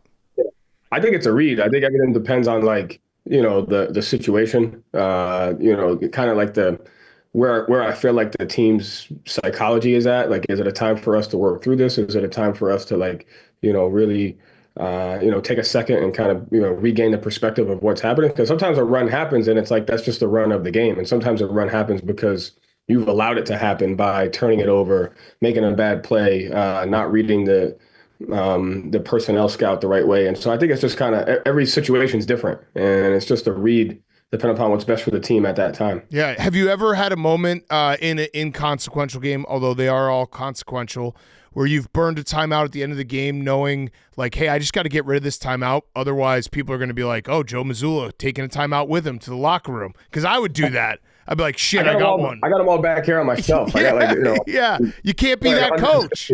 Yeah, you can't take one with you to the locker room. So have you ever been like, oh shit, we got to get rid of this timeout? The one I hate calling is like when you're down 6 with like 5 seconds left, and you're just like, it's like you're delaying your own funeral. It's like, let's just get the hell out of here. Like I don't like. And it's like the coach thing to do, to call it and, draw up a play. And it's just like, there was one time like the staff was like, hey, we should call this and run a play. And I was like, we should get the hell out of here as fast as we can. Yeah. It's like I don't, if I call a timeout, at least I haven't lost yet. Yeah. Right. Yeah. I can still wait for a little bit and we haven't taken the L. Delaying it. Yeah. No question. Yeah. I know that you like to use clips to motivate your team. You clip everything. I've read that you clip from baseball games, you clip from soccer games.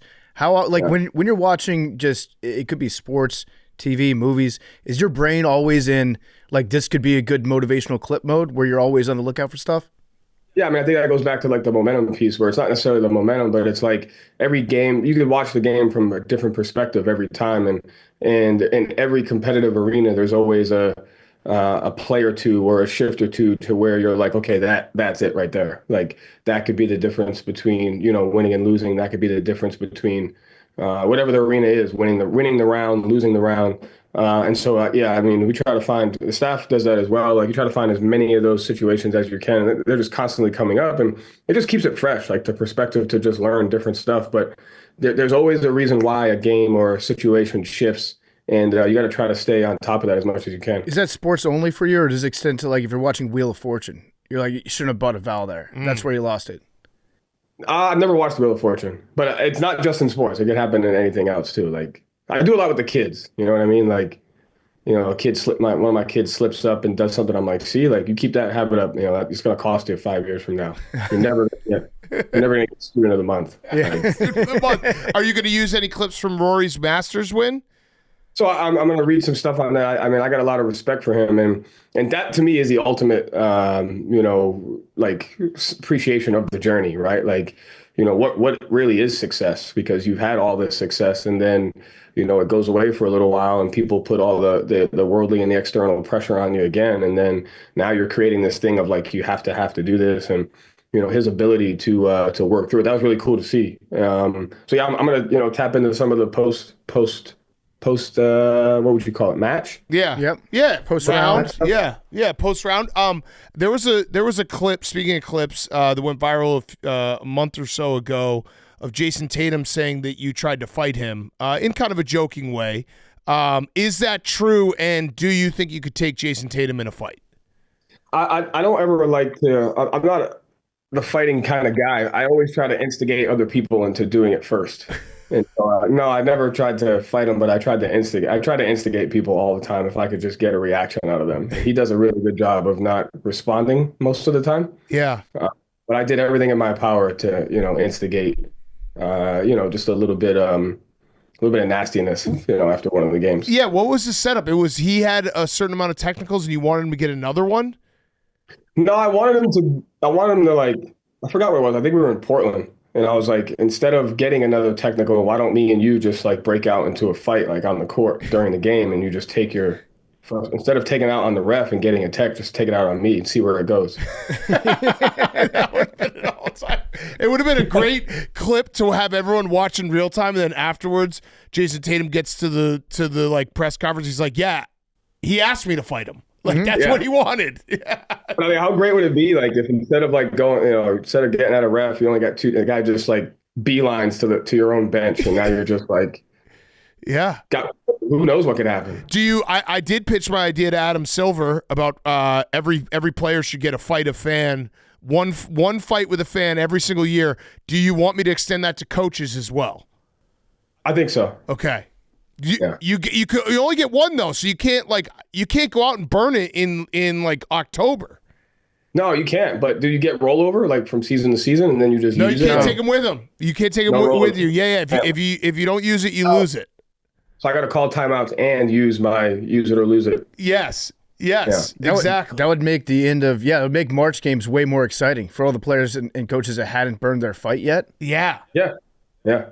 So I know that part of your job is, or a big part of your job is trying to like just establish the culture in Boston or keep the culture going from what it has been in the past. Yeah. And I saw that you said that basketball is like 10th on the list of the most important things that you do as a head coach. What comes before basketball? I think like the relationships with the guys, the relationships with like the entire organization. Like I said this a couple of times, like when we walk into the building every day, I'm like the fifth or sixth person that the player sees. And so if we don't have like ultimate alignment as an organization, and the security guard or the guy at the front that opens up the door, or the kitchen staff, or the janitors, or like if we're not all on the same page, and they see the players before I do, and for whatever reason their interaction doesn't impact winning, then that could change the way, once the guy steps on the court, that could change the way he prepares, for a practice or for a game. And so I think the biggest thing is one, building relationships with the guys, but then building a relationship with all the touch points of the organization, because there's so many things behind the scenes that people don't see. Like I said, by the time, if practice starts at 11, there's like 10 interactions between the players and other employees of the organization before we even step foot on practice. So I think those things are the most important. What do you like to see from the kitchen staff in terms of increasing competitiveness? Some anger. Like you can't just be back there like just, whipping up stuff with a smile on your face all the time. Like sometimes we got to lock in. Yeah. Some aggression when it comes to beating those eggs up. Yeah. Yeah. I like that. Yeah. Is Jaylen Brown? Here's your food, you filthy animal. Yeah. Is Jaylen Brown going to be healthy? Ready to go? He's always healthy, mentally, physically, emotionally. I mean, I think that guy, like, people don't really understand, the warrior mentality that guy has. Like, they really don't. And his ability to, navigate himself and regulate himself and like put himself through certain things. Like, there's not a guy that trains his mind and body the same. Okay. And, who knows himself better, like, from that standpoint.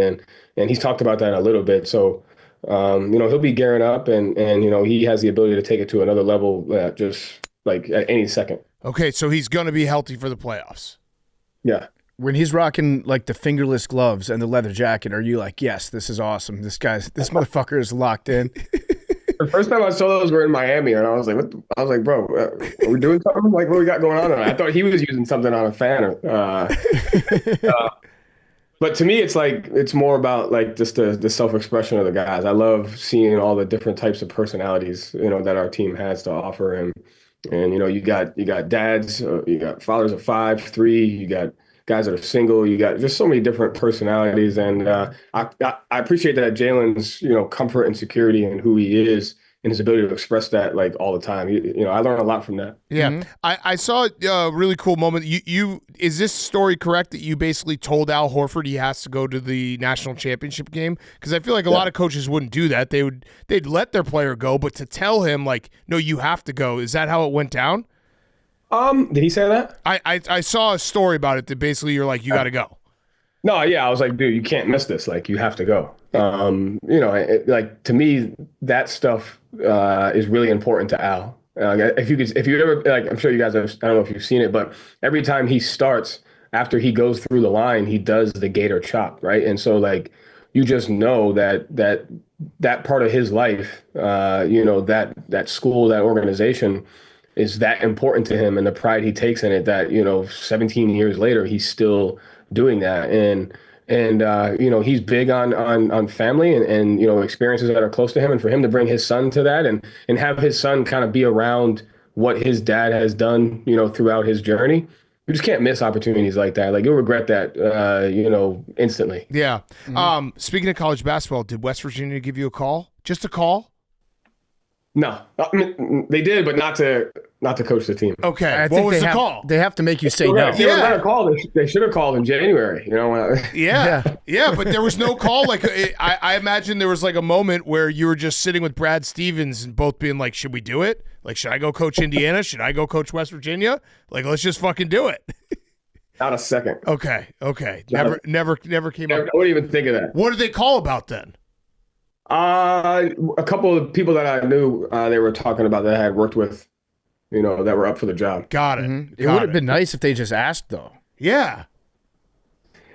I like that they didn't, because then that they just know I can't go back. Yeah. Yeah. Well, also maybe, they were trying to motivate. They're like, if we don't call him, then he's going to take that personal, and he's going to think, I'm not even good enough to coach at West Virginia right now. Yeah. I mean, are we really good enough to do anything? That's such a deep question. I don't know. I don't know. You know what I mean? Like, are we really good enough to do anything? No. Yeah, no. The answer is no. Probably not. Yeah. So we have to fight every day to prove that we can. Yeah. Yes. Hank, you got any questions for Coach? Yeah, what's up, Coach? Your best friend, Hank?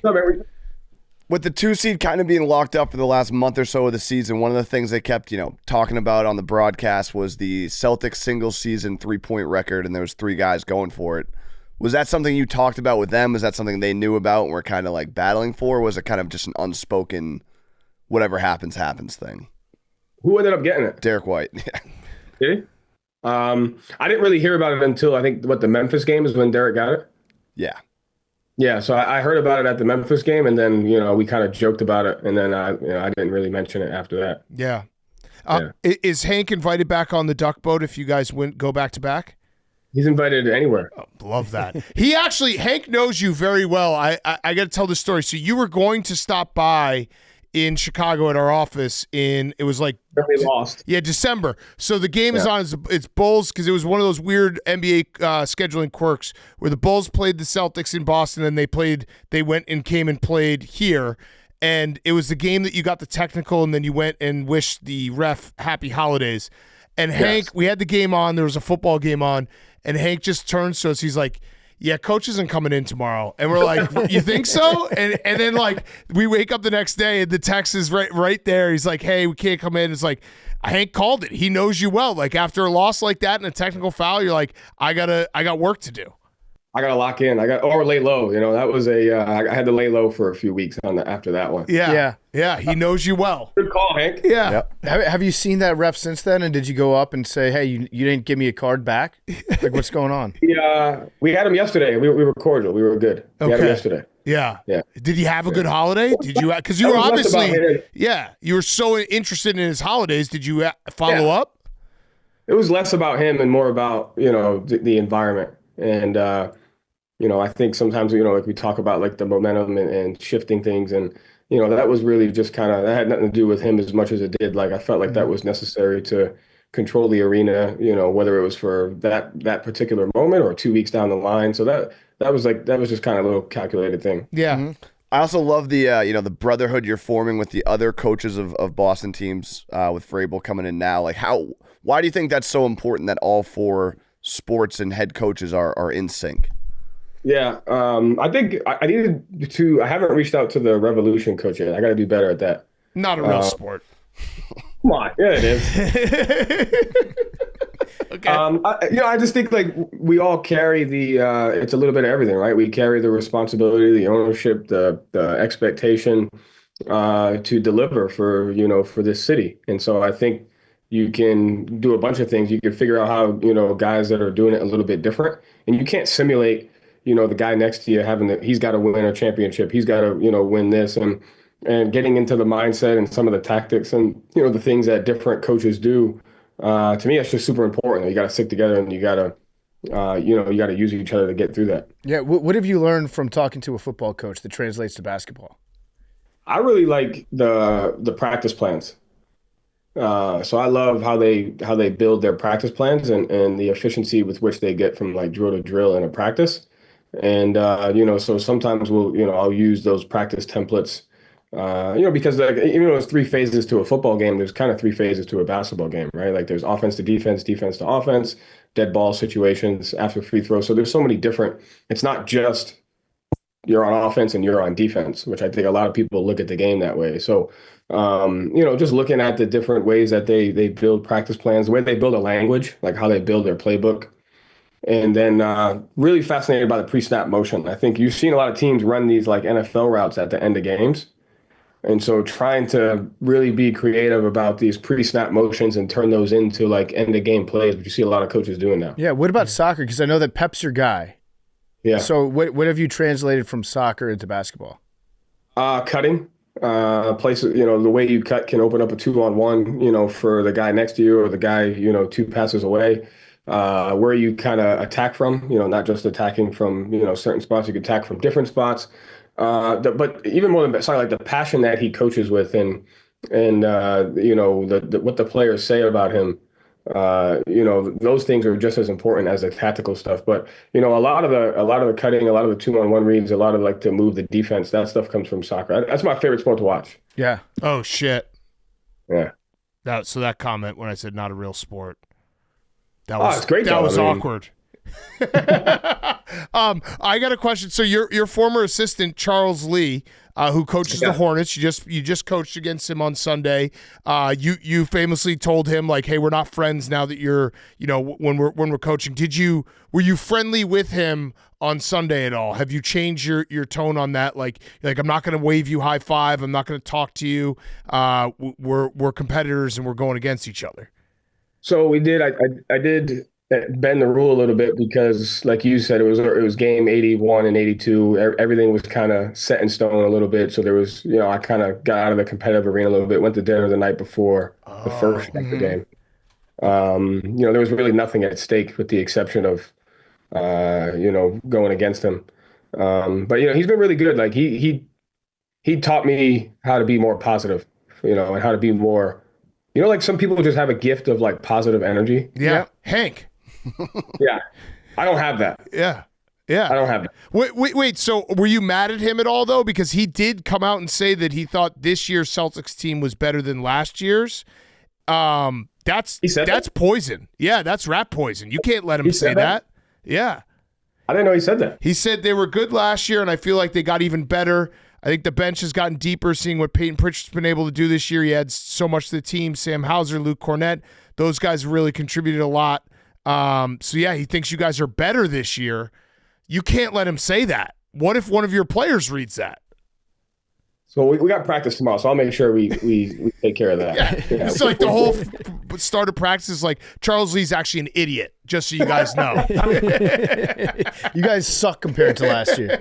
Last year's team was I liked you guys so much better a year ago. Yeah. You should simulate it on like NBA 2K and be like, I did it last night. That'll be we'll have that clip in the Auerbach Center first thing tomorrow morning.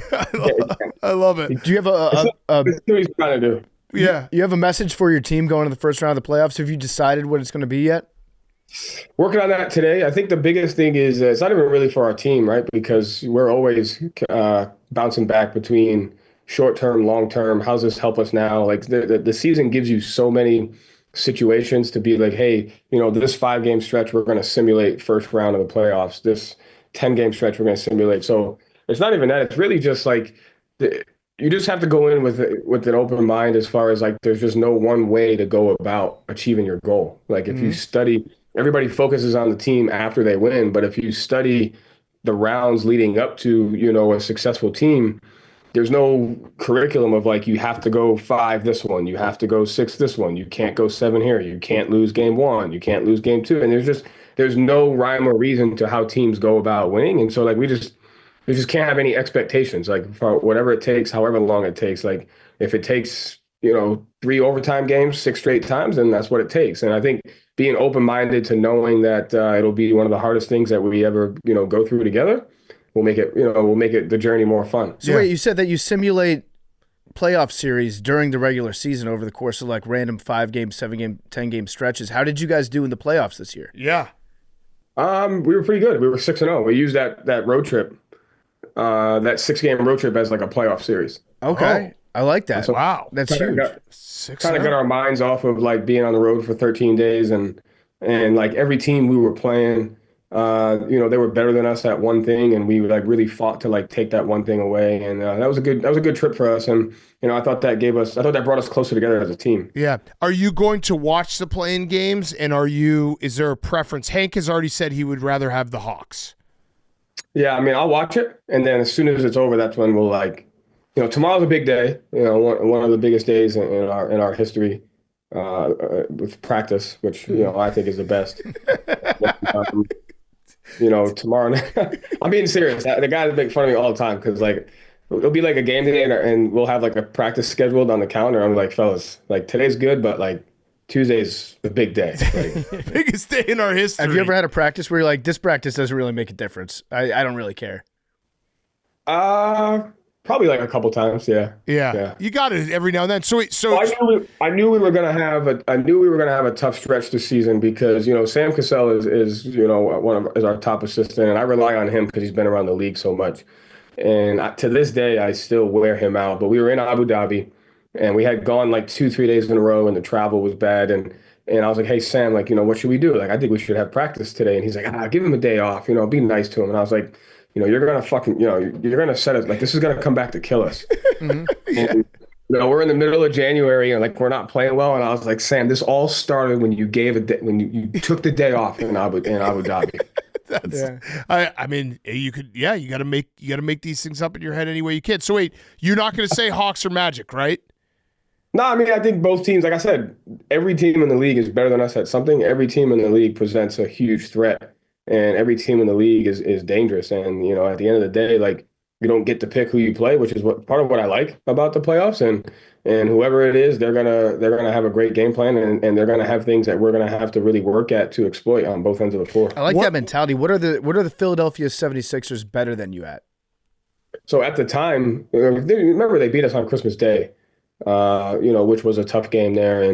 And at the time, it was their ability to play in transition and force turnovers. Mm-hmm. Like, they did a great job heading into game 4 or 3 at Philadelphia.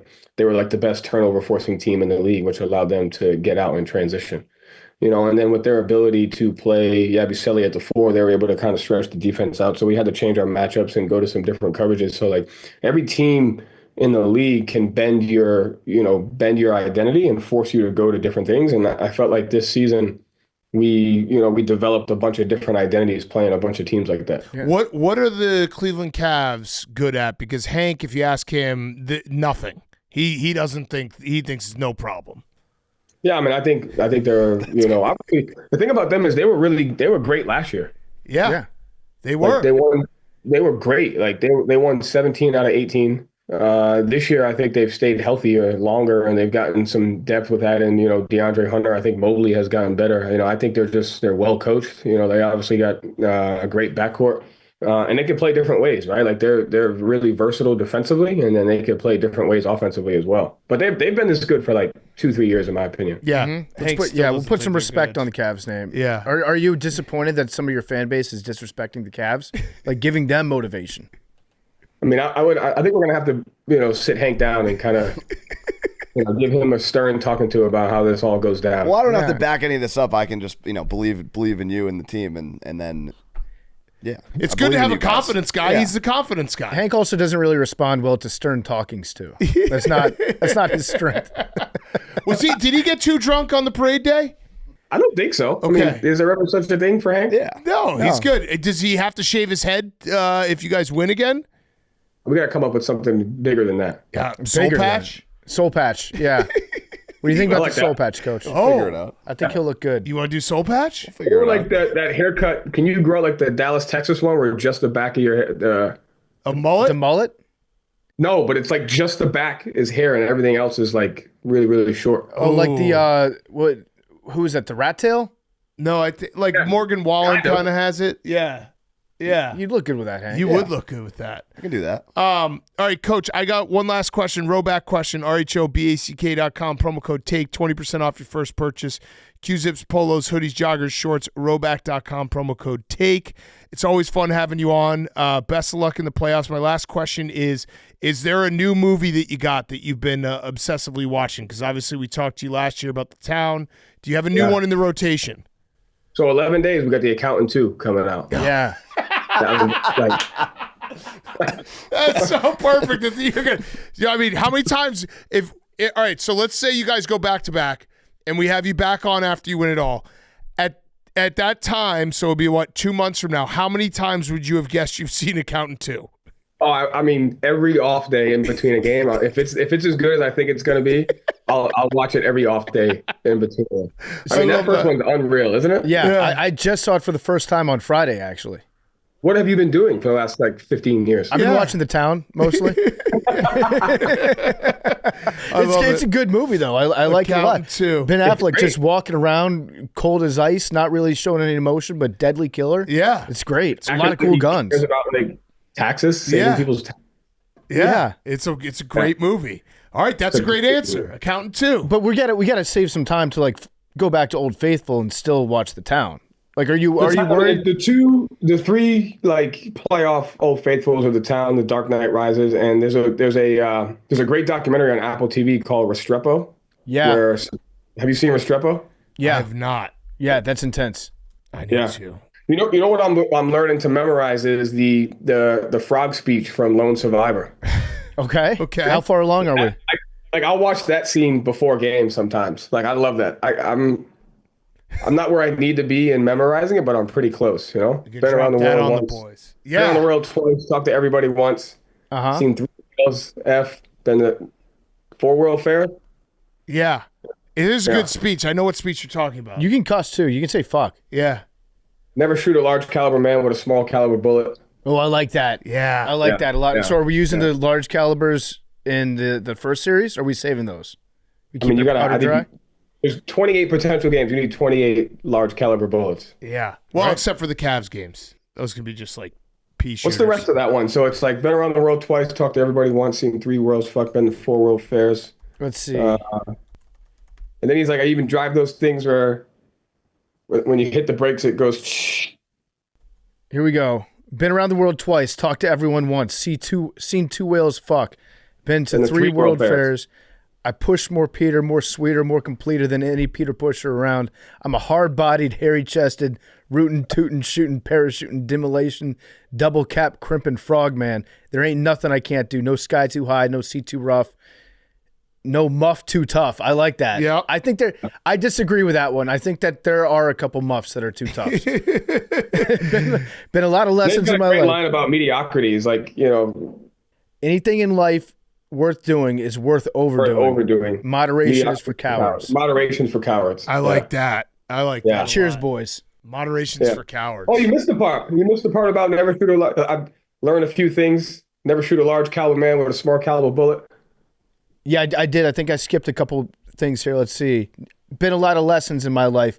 Never shoot a large caliber man with a small caliber bullet. Drove all kinds of trucks, 2x, 4x, 6x, and those big motherfuckers that bend and go shh, shh when you step on the brakes. Anything in life worth doing is worth overdoing. Moderation's for cowards. I'll wine, dine, intertwine, and sneak out the back door when refueling is done. So if you're feeling froggy, then you better jump because this frogman's been there, done that, and is going back for more. Cheers, boys. Oh, that's a good speech. That's hard. I mean, I got goosebumps right now. Yeah, you got to do it. No muff too tough. You got to do that. I that like on a moderation. t-shirt. Moderation is for Moderation's cowards. for cowards. Yeah, I love that. Well, Coach, best of luck and always great having you on. I appreciate you guys, man. Joe Mazzulla is brought to you by Chevy. The Chevy Silverado is the fullback of trucks. They have packed more capability into the Silverado Trail Boss so that you can pack more fun into your weekend. Have yourself a Friday, Saturday, and Sunday with a truck that says no to nothing. Tailgates, spontaneous camping trips, DIY projects, bring it on. What about a cross-country road trip?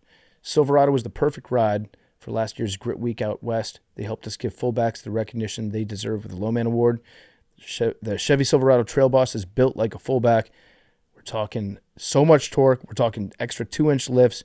Silverado brings the grit and pairs it with the latest truck tech inside and out. The result, a truck that can do it all and show up on Monday with a story to tell. So learn more about the Silverado Trail Boss at Chevy.com. Chevrolet, together, let's drive. Joe Mazzulla is also brought to you by Part of My Cheesesteak. Part of My Cheesesteak, I would say it's ooey. I would say it's gooey. I would say it's delicious. Part of My Cheesesteak is the best game day meal. It's also perfect for late night eats. It's the best play call that you can make.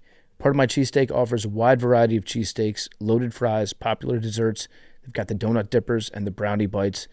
Those are two of our top-selling menu items. The brownie bites, your meal's not done unless you get the brownie bites. They're so good. Pick your favorite cheesesteak made with thin sliced steak, melted provolone, mouth-watering cheese sauce, and caramelized onions on a toasted hoagie roll. Get the popular Big Cat combo. Get your choice of cheesesteak, fries, and a drink. And best of all, at Part of My Cheesesteak, we're going to give you 20% off your order. Go to partofmycheesesteak.com. Use promo code PMC20, PMC20. You get 20% off your order. A little freebie there from the boys at PMT. Get your cheesesteak, partofmycheesesteak.com. Use code PMC20. Get 20% off your order. All right, let's wrap up with some guys on chicks. Hank, Yeah. do it. Hey, father of 3 cat, PDF, Hank, and Max. It's mean. My boyfriend has never usually been a sleep talker or snorer and is usually very fast asleep all night. However, for the last 2 weeks, he has been very active in his sleep. One time he rolled over and grabbed me and said, "She's so cool."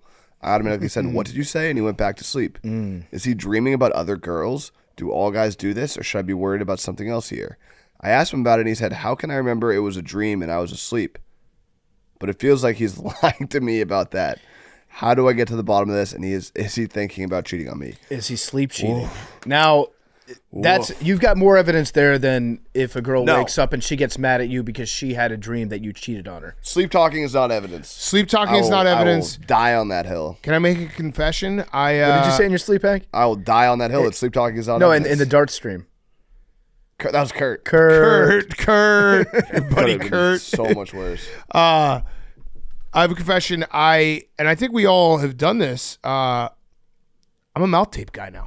Same. I'm not. Are you? I've been a mouth tape I didn't guy. do it for sleep talking, which I actually have like not. I don't sleep talk as much as I used to. It's only when I'm super like 4 hours of sleep then I get kind of crazy.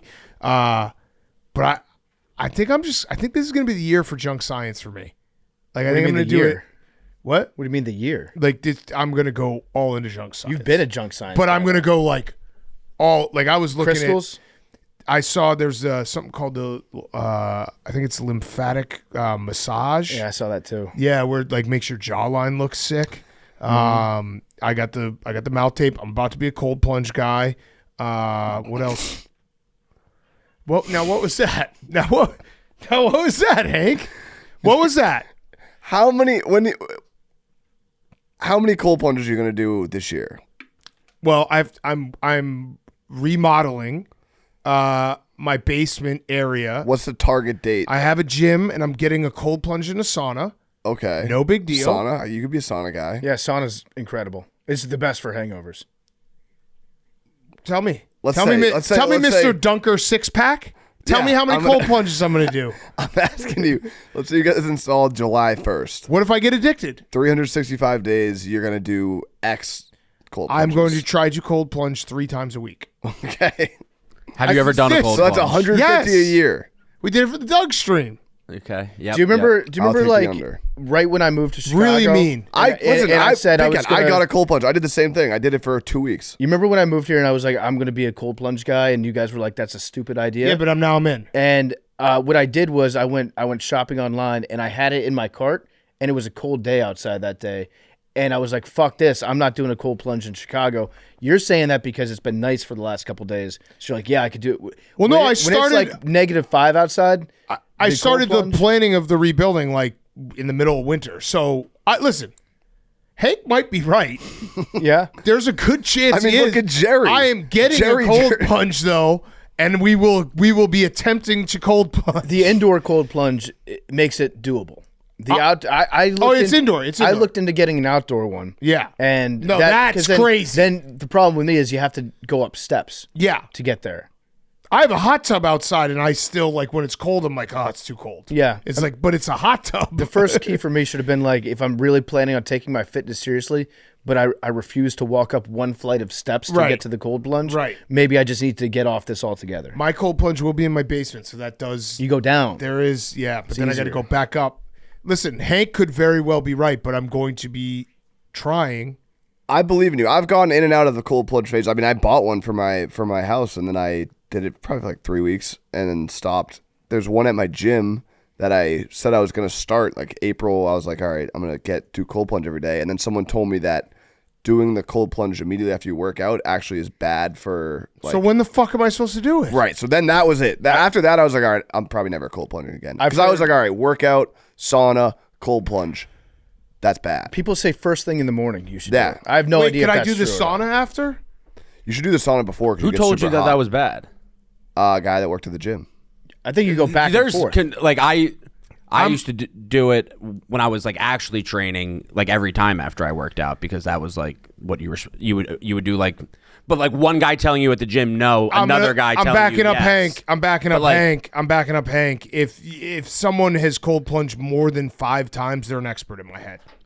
But like there's multiple experts. Like there's another your expert who expert? can tell you that. You? That was, Joe no, Rogan. when I worked the Exos guys when we used to do. Remember we before the combine they put us through a workout. Cold plunging can potentially interfere with the muscle hypertrophy process. No, I can't have that. What does that mean? You don't want to give up your hypertrophy. No, the hypertrophy that's the best trophy. That's Hypertrophy. Maybe there's been new science. you think That Bill, has come out You think since- Belichick's girlfriend touches the hypertrophy before anybody else? Hypertrophy. Oh man. Hypertrophy. Yeah, sure. No, who cares? You shouldn't be able to know that word. But it's just funny. The to say inflammation you hypertrophy. experience after a workout isn't just a byproduct of muscle damage. It's a crucial signal for muscle repair and growth. By blunting this inflammatory response, cold plunging can potentially interfere with the muscle hypertrophy process. It's been Okay. perfect because my gym has been saying that they're going to get a cold plunge for the last year and a half, and they never do. Yeah. Which is actually great because I'm like, oh, sick, I'm going to use that all the time. But them not having it is great Yeah. because I never actually have to do it. Listen, we're gonna give it a shot. I'm gonna give it a shot. I'm gonna try to junk science my way to health. Mouth tape is good though. Mouth tape is good. I can't Mouth do tape that. works. You go to sleep at night and you close up one of your breathing holes. It feels. I do feel more rested with mouth tape. It just forces you to breathe out. Your You nose. can still breathe out of your mouth too. Yeah, you yeah, can. you can. Like I do it and try not to breathe out of my mouth, but I end up breathing out of my mouth. Yeah. But what if you get like a stuffy nose? Well, You can still breathe out. It's like it's breathable tape over your mouth. If you have like a really stuffy nose, I won't put it on. Same. Do they market it as like spider prevention? So you won't eat spiders in your sleep? You just should. snort 'em. I also have those things that open up your nostrils, so I do both. You're I just gotta get some Ashton of Hall. those.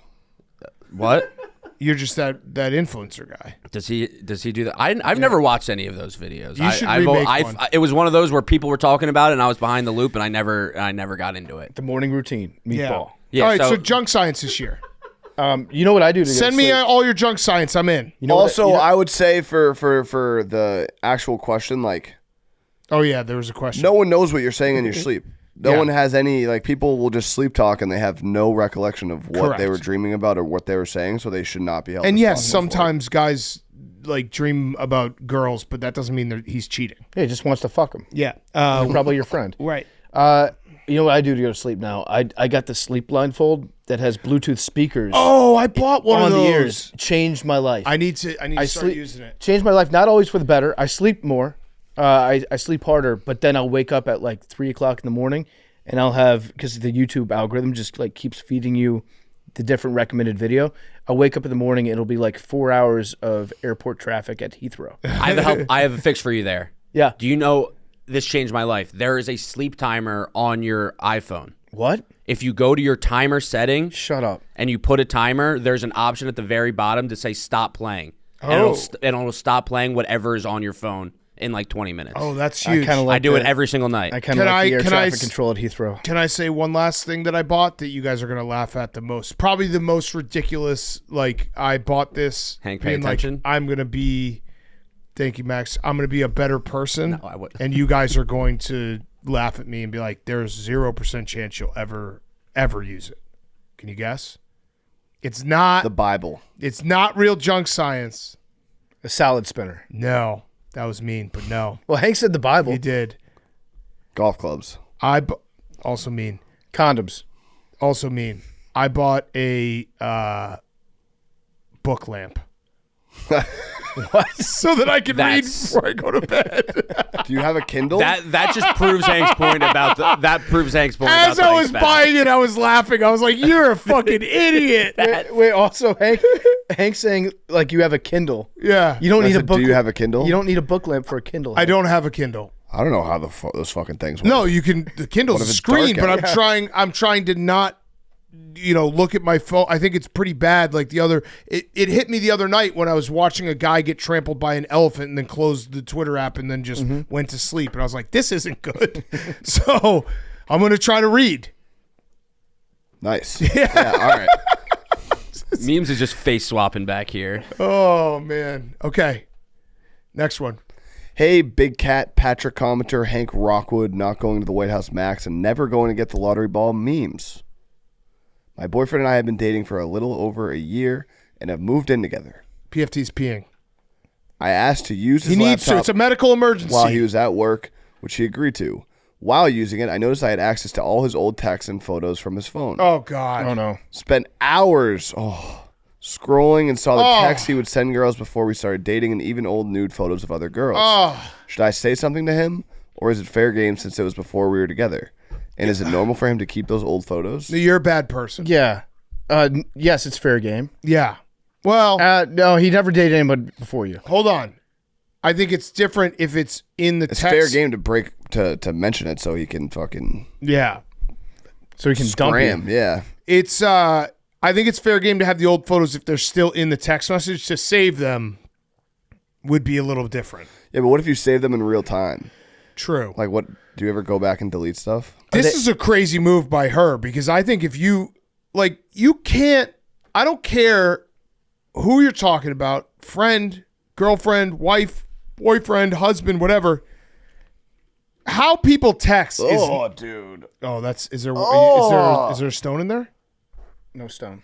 I'll give someone $1,000. Are you not allowed to drink water when you have kids? $1,000 take a sip. I means- drank almost so much water I almost died last night. Why is that thing orange? Because it's got blood in it. $1,000 to take a sip memes. Blood. Ugh. I thought about it, but blood him out. Yeah, blood, you're out. No one's text messages should be out there. No. They're just the way you text is not the way the world works.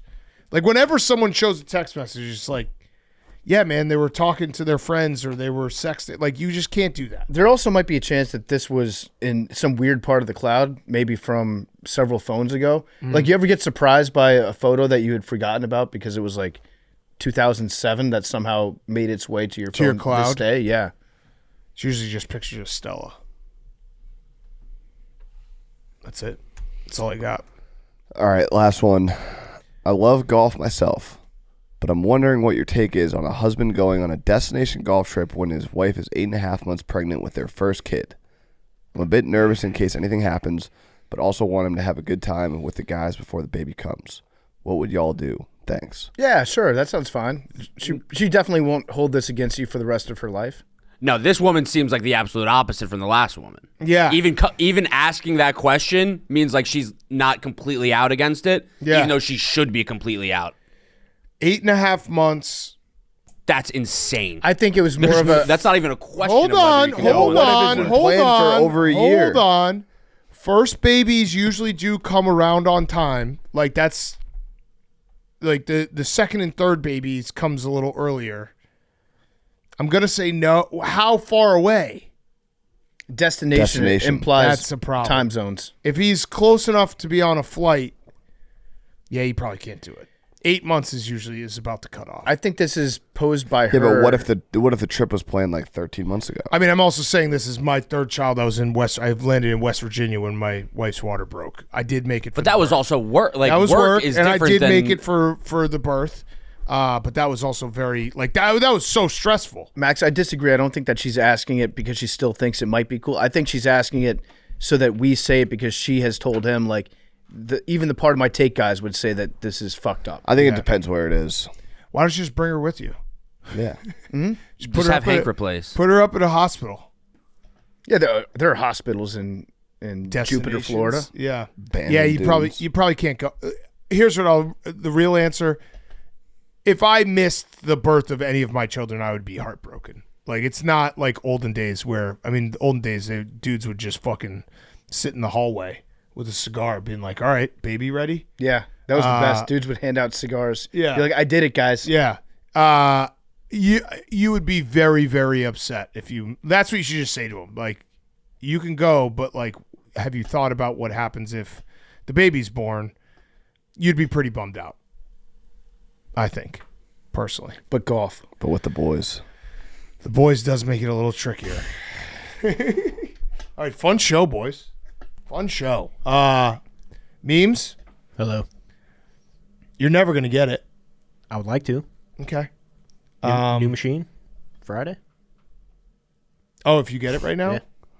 What, you don't like the new machine idea. No sense to me. It's going to get the exact same machine. No, That's no, fine. it makes perfect sense because then the narrative starts. What if we Right. get new balls? No, you got to get new machine. Yeah, then we got a new machine. Then none of us have ever gotten it. No, Yeah. we didn't. We need to get a new machine when I want it. I'll personally pay for a new machine.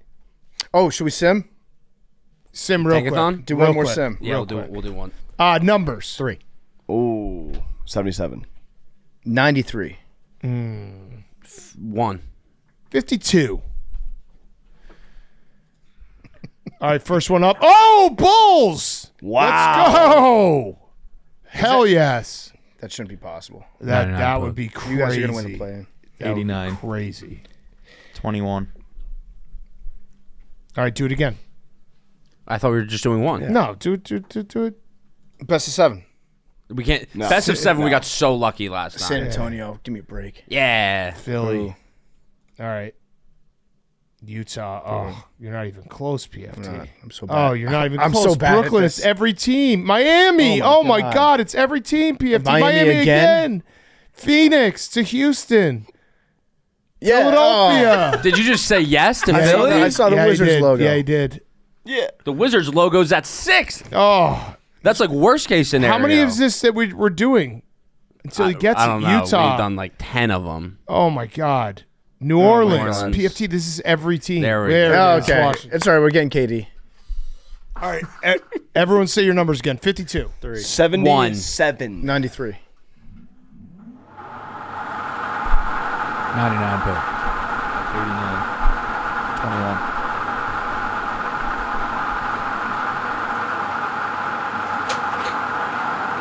71. Never going to get it, memes. Friday. Love you guys.